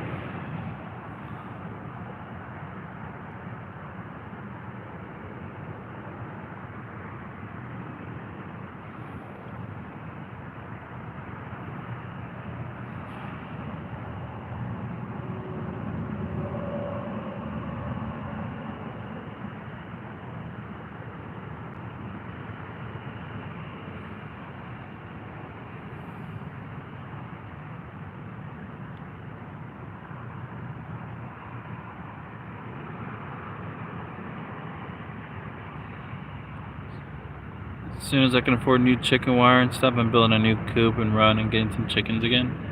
Heck yeah, dude. And honestly, I'd look into some like hardware cloth. That has been the best option for us in terms of keeping the coop secure from coyotes and stuff, because we have a bunch of different channels of running by her house, and that's how coyotes navigate. And in urban settings, they navigate through those waterways, and we've been having a ton of coyotes. So hardware cloth, if you could find it on OfferUp, they're usually people giving them for free when they tear down their existing chicken coops, or for a very low discounted price. And in our area, they cost about the same, but hardware cloth is a lot sturdier. And, that's if you're able to find it. Chicken wire works just as well, but for us, being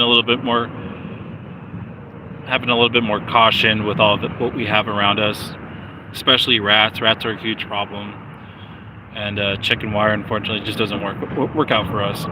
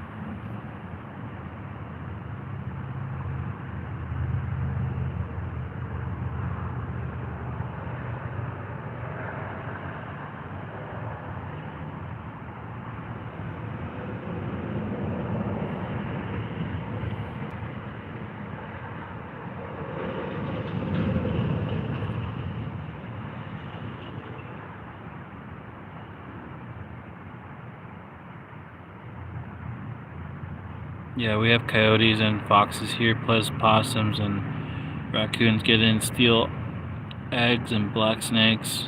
I tend to overbuild to avoid those headaches. Yeah, man, it'd be better to be safe than sorry. So right now, the next step of our coop is making sure that nothing stays open. Probably adding some springs and some automatic self-closing mechanisms to make sure that instance doesn't happen again. And it's hard, right? Because you can't get rid of the dog, and the dog is a really nice dog in general. Great around people, loves children, but just with other dogs and smaller animals, she's just very reactive. And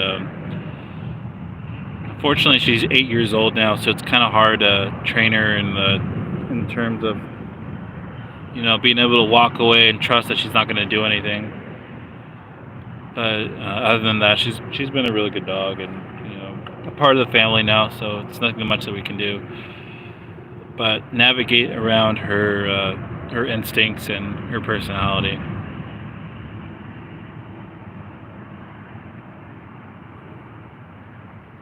I've been wanting to get chickens for years. We have a few things to get in order beforehand, though, making big progress, but still a long ways away from being ready. Yeah, I totally recommend it. It is such a rewarding experience, especially for us being living in the city. It kind of gives us a taste of homesteading almost. But eventually, if we do make it out of the city and into the countryside, where we're able to have some land, we're definitely looking into some other livestock that's not as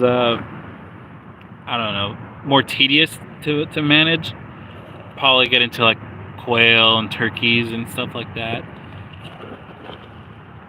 And we're thinking about rabbits for their meat as well. Would probably be a really good option. But we're learning along the way, and those hard lessons matter because it prepares you for the future, like we were talking about.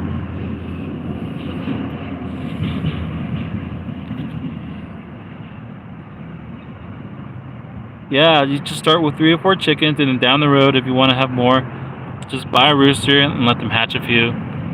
I will say, Mary, we had the same mentality going in.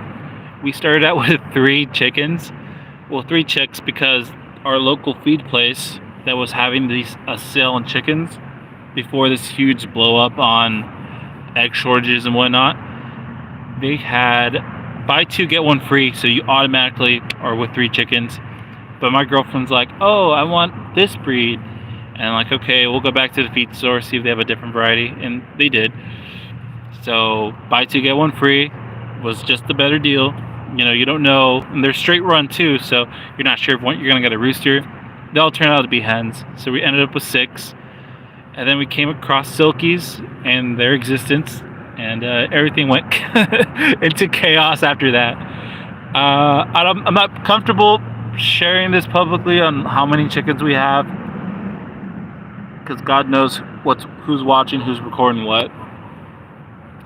But we have quite a bit of of responsibilities.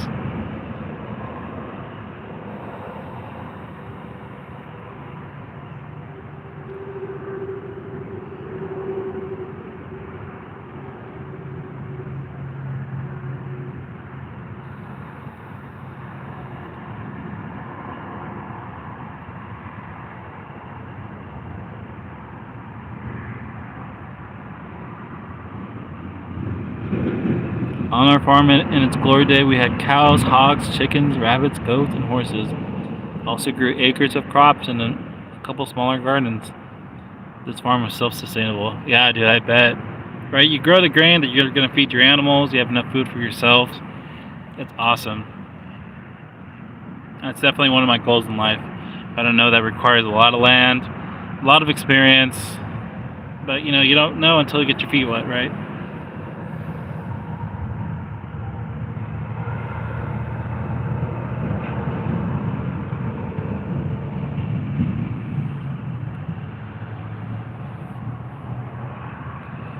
I've been considering a goat or 2 as well, but I don't think my brain can handle if they ate something I love, and I know they would. Same thing with chickens. Trust me, we went into them thinking that they would know better, and they would only eat the things that we provide them. But these chickens are mini goats. They will chew up everything. Vegetables. They like to scratch at dirt. They'll pull up your potatoes. They will pull up radishes. They will get to places you think they would not be able to get to, and they would demolish everything. So we built a separate run for them so they have some space to stretch their legs and get all that outdoor time that they would like. But yeah, rule of thumb, don't let your chickens out if you have a nice flourishing garden, because they will turn that to a desert for sure.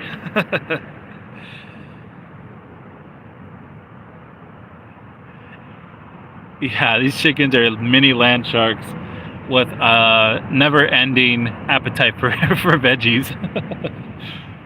But the eggs tasted amazing, though.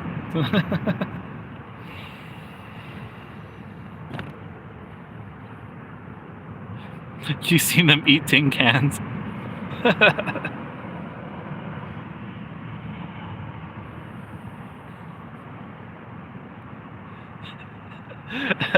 I wouldn't doubt if they would. I wouldn't doubt that at all. All right, guys. I think it's time for another recast. We're gonna let the worm out there, so you can see that little glowing orb. That is the worm on the bobber. And we're gonna recast this dough bait that we had, and probably replicate the same thing with a different bobber.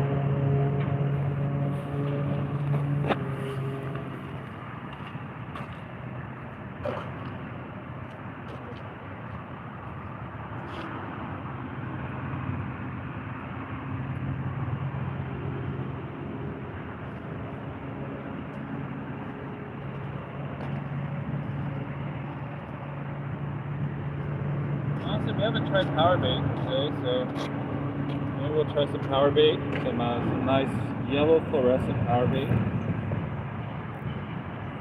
Probably do good. Yeah, that dough bait is still on here, but it's been slowly dissolving, but nothing's been biting it.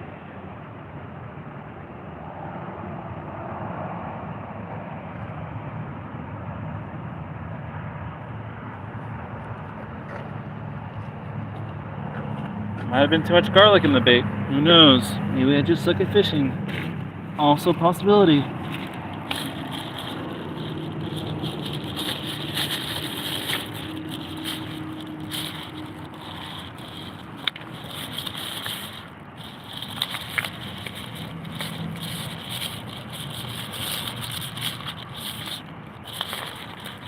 got like a neon green. Where's that cornbread at?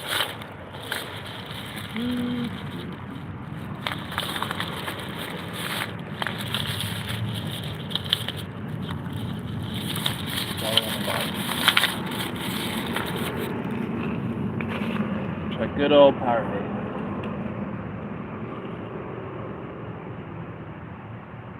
Nice healthy amount in there. Toss it out.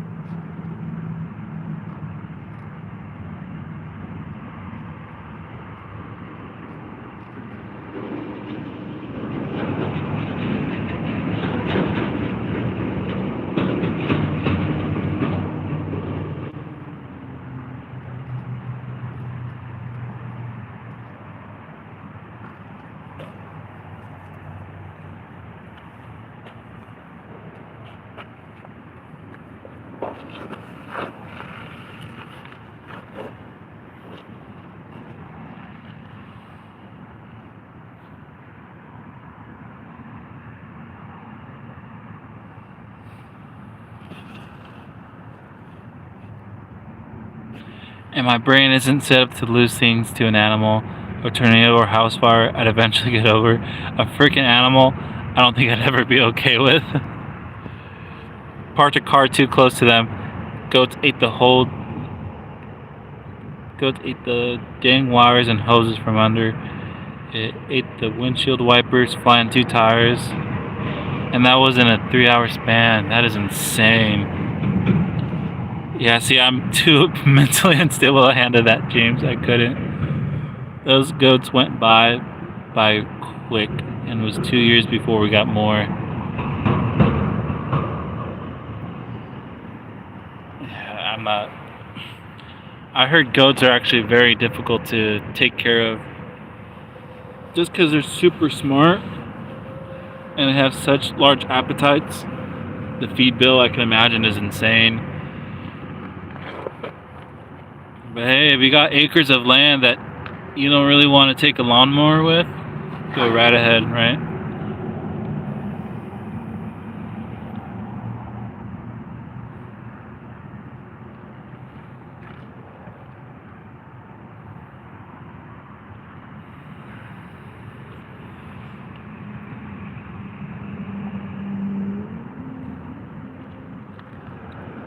Not really difficult, just a pain at times.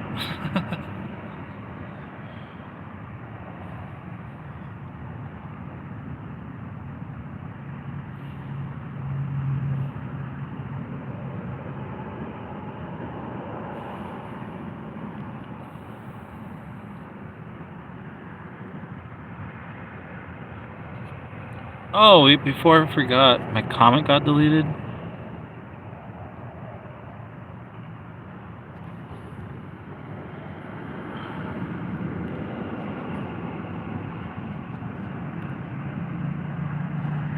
I didn't delete anything. Let's see here. Before I forget, I'll put you as managing moderator. And I'll put Mary. I think I just have you as a remove standard moderator. And then see if I can add Mary as a managing moderator. There we go.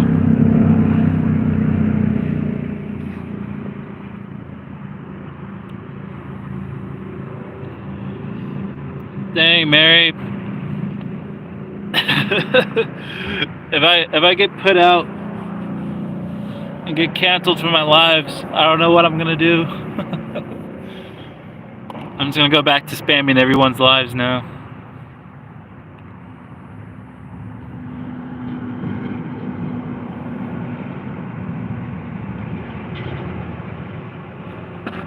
So I'm gonna get the bobber and worm situation. I'm gonna reel that in, and then let's see, try to reinflate it and cast it back out.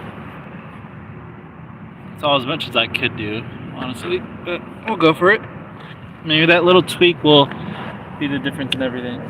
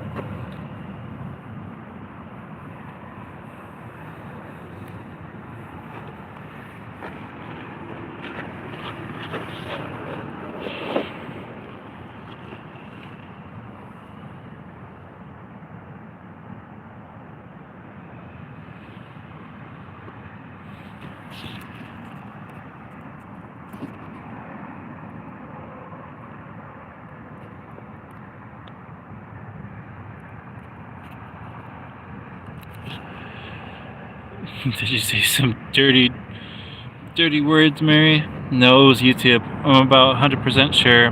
Well, apparently you can't say that you would hurt farm animals. Okay, I'm back.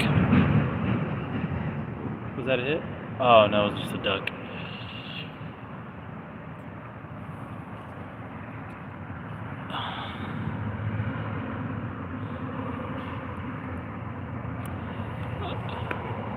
I'm back. Managing mods get booted at first. Oh no, because that's animal abuse. That's why I said bye, and then actually what happened.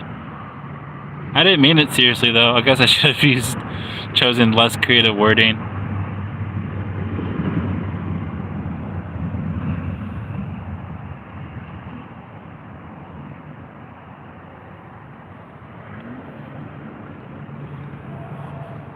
You know, the people in the military that hide in bushes, on rooftops, etc.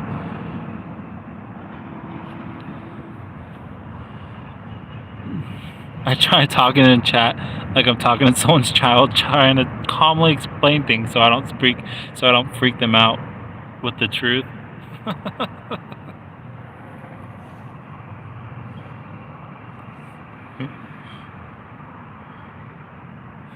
All I said is I would be riding around doing that to people's farms if my goats did that to me.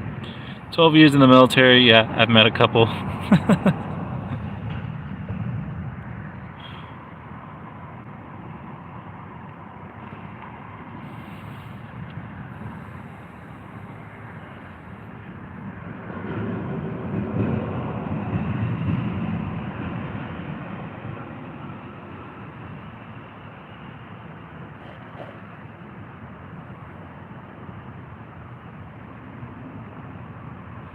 Let's see how we're doing on battery life. Okay, 14%. Slowly but surely. That's impressive though. During the daytime, this thing chews up the battery like no other. Probably because of the heat as well. Causes the phone to use up more to help it cool itself. I have no idea. But I've been able to get by a 2.5 hour live with just with just 40% starting off. I figured that I'd go live for just about an hour and then show everyone that I caught my limit within an hour, but you know, sometimes it doesn't work that way. It's all good.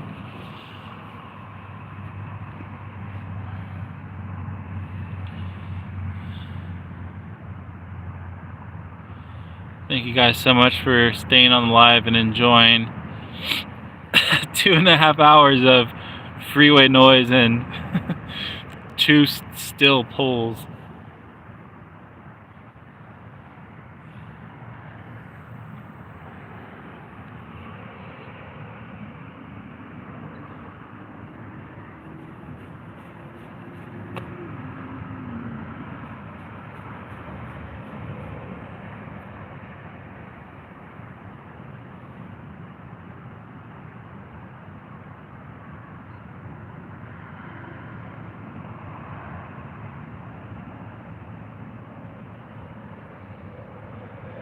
So far, there's only been 2. See you next Tuesday was the first, which I shouldn't have been used. Should have used in the first place. I know better than that.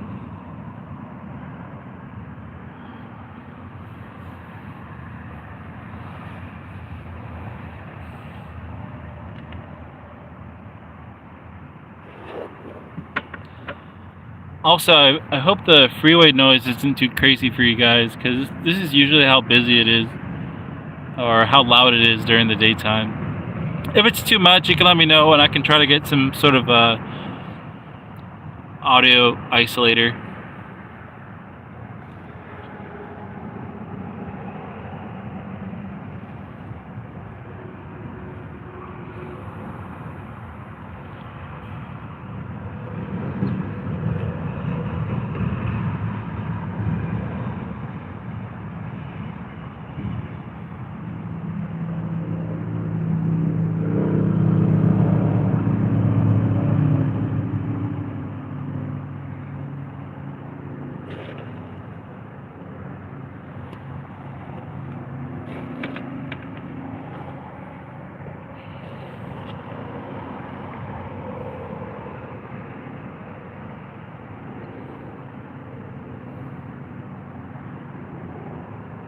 We have the crane in view now. I think he's caught a couple before I have. Good picture of that crane.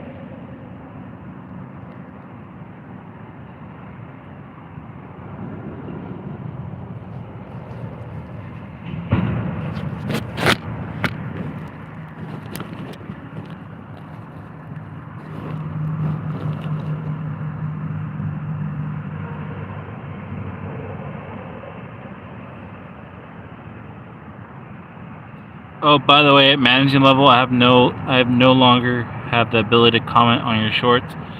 Yeah, my shorts aren't really impressive anyways to begin with. I never knew that though. That's interesting.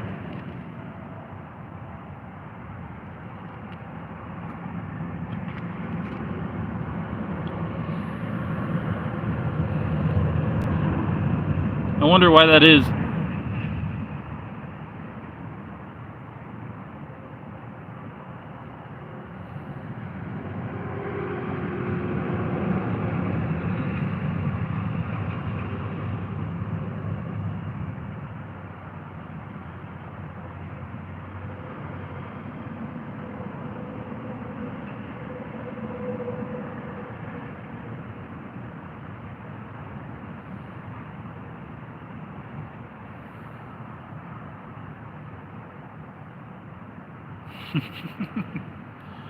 100% wolf.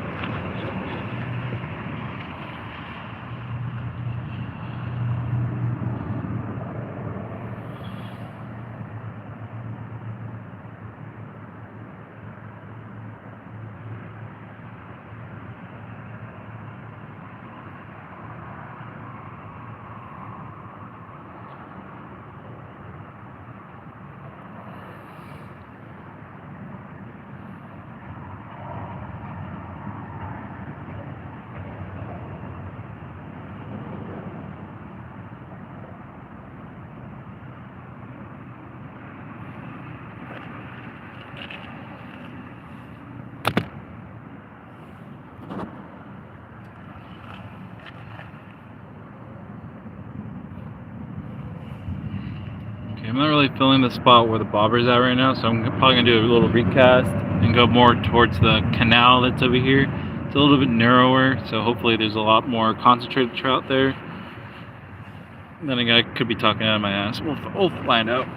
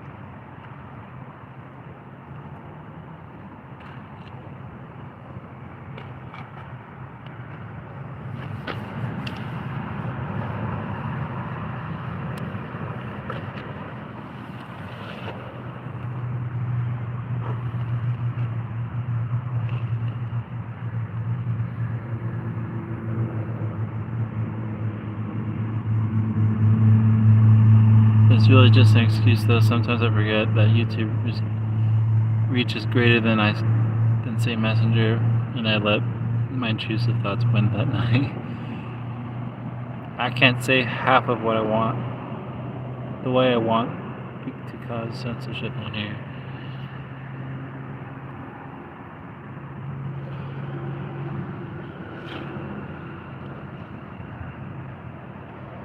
That'd be great, though.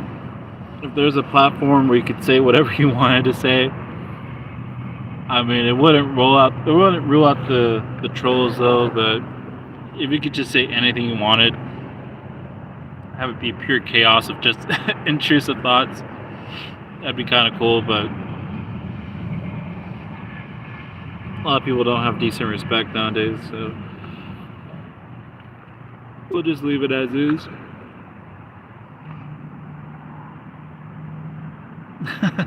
Mary.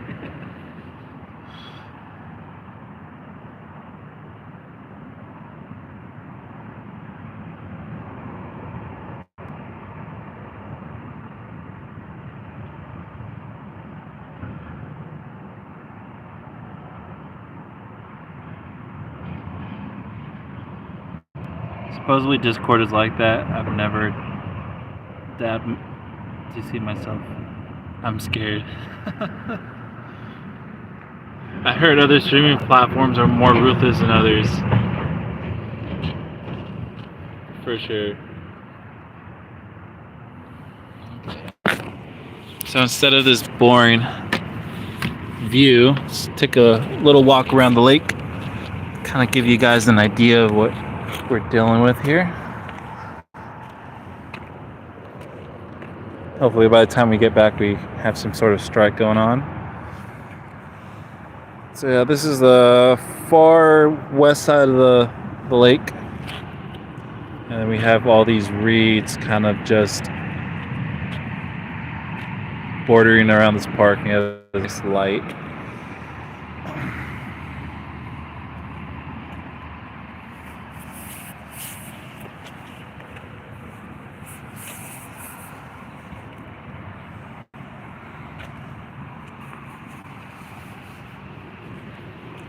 This is a nice little spot too.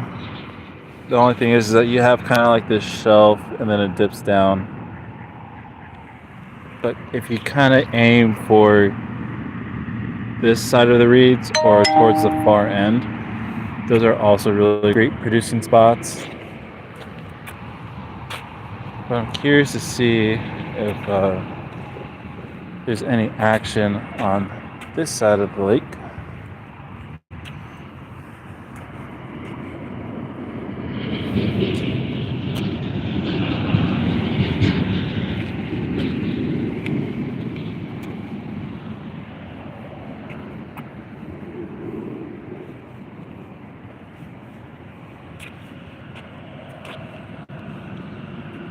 What is that? Is that a turtle? I got a little turtle guy.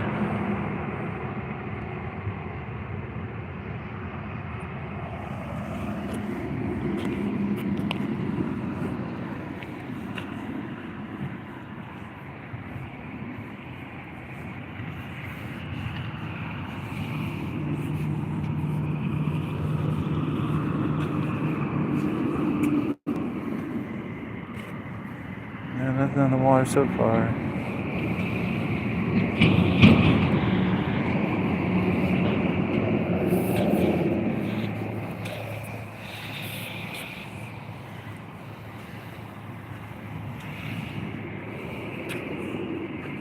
Oh, there is. There was one little tiny trout.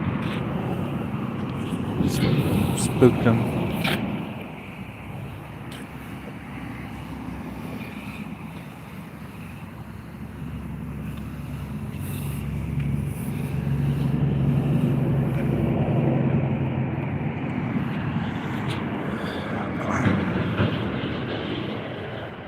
Walk along this bank.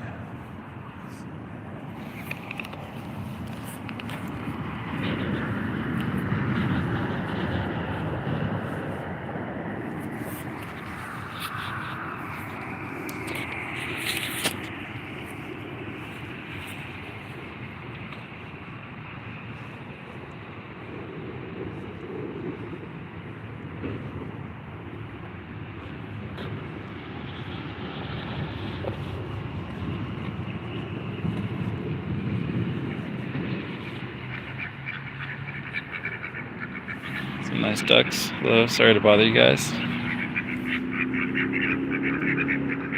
Oh, I don't see any trout on the bank on this far end.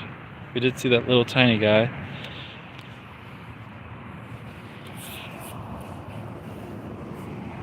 That's the nice scenic view of the 605.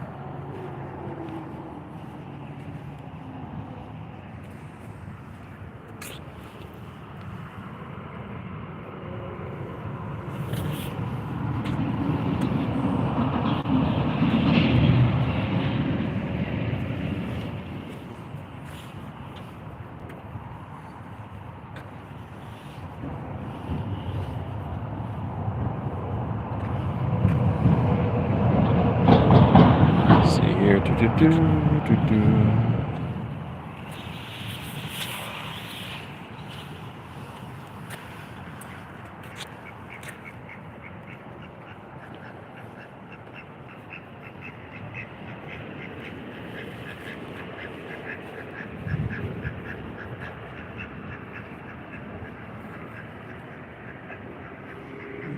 One little guy.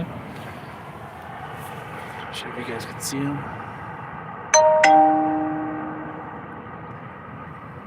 It's just a small fry though.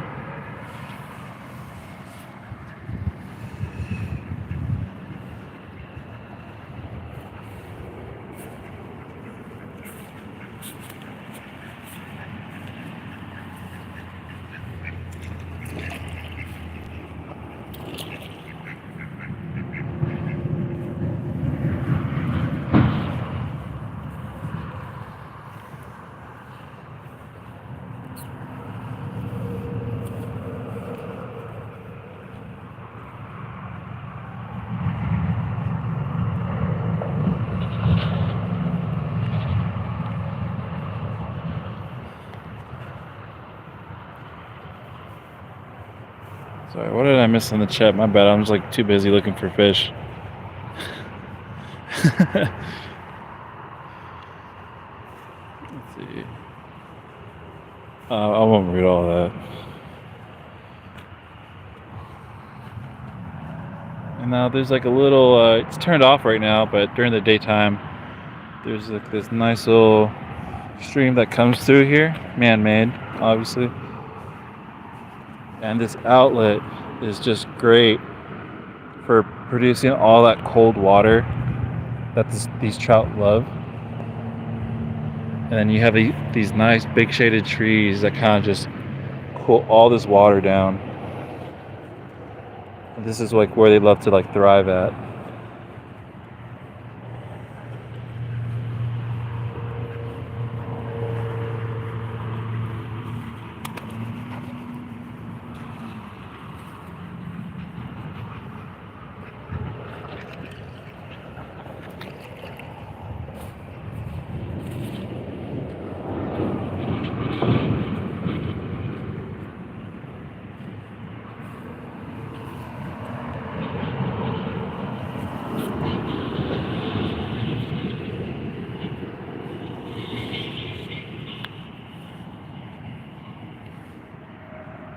Yeah, no.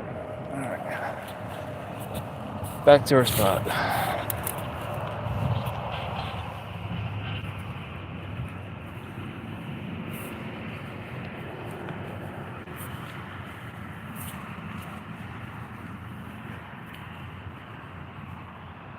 Yeah, that's pretty much the lake. It's pretty small. Like shooting fish in the barrel, except I'm shooting right outside the barrel.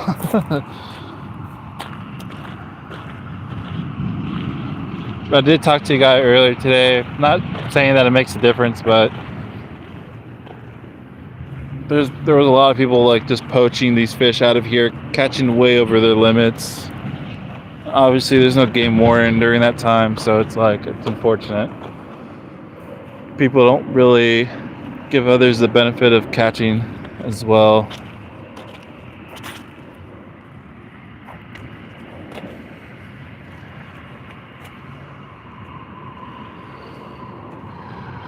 Alright guys, I think this is a great time to wrap it up. I don't think any magic is going to happen anytime soon in regards to catching fish. We did all the best we could. We had some new bait to try. Wasn't productive. We threw everything at them, so sometimes it's just not the night, right? Thank you guys so much for tuning in. I'm going to call it a night, get some food, hit up the missus and see if she wants some Mexican food as well. Try to get her into some better spirits.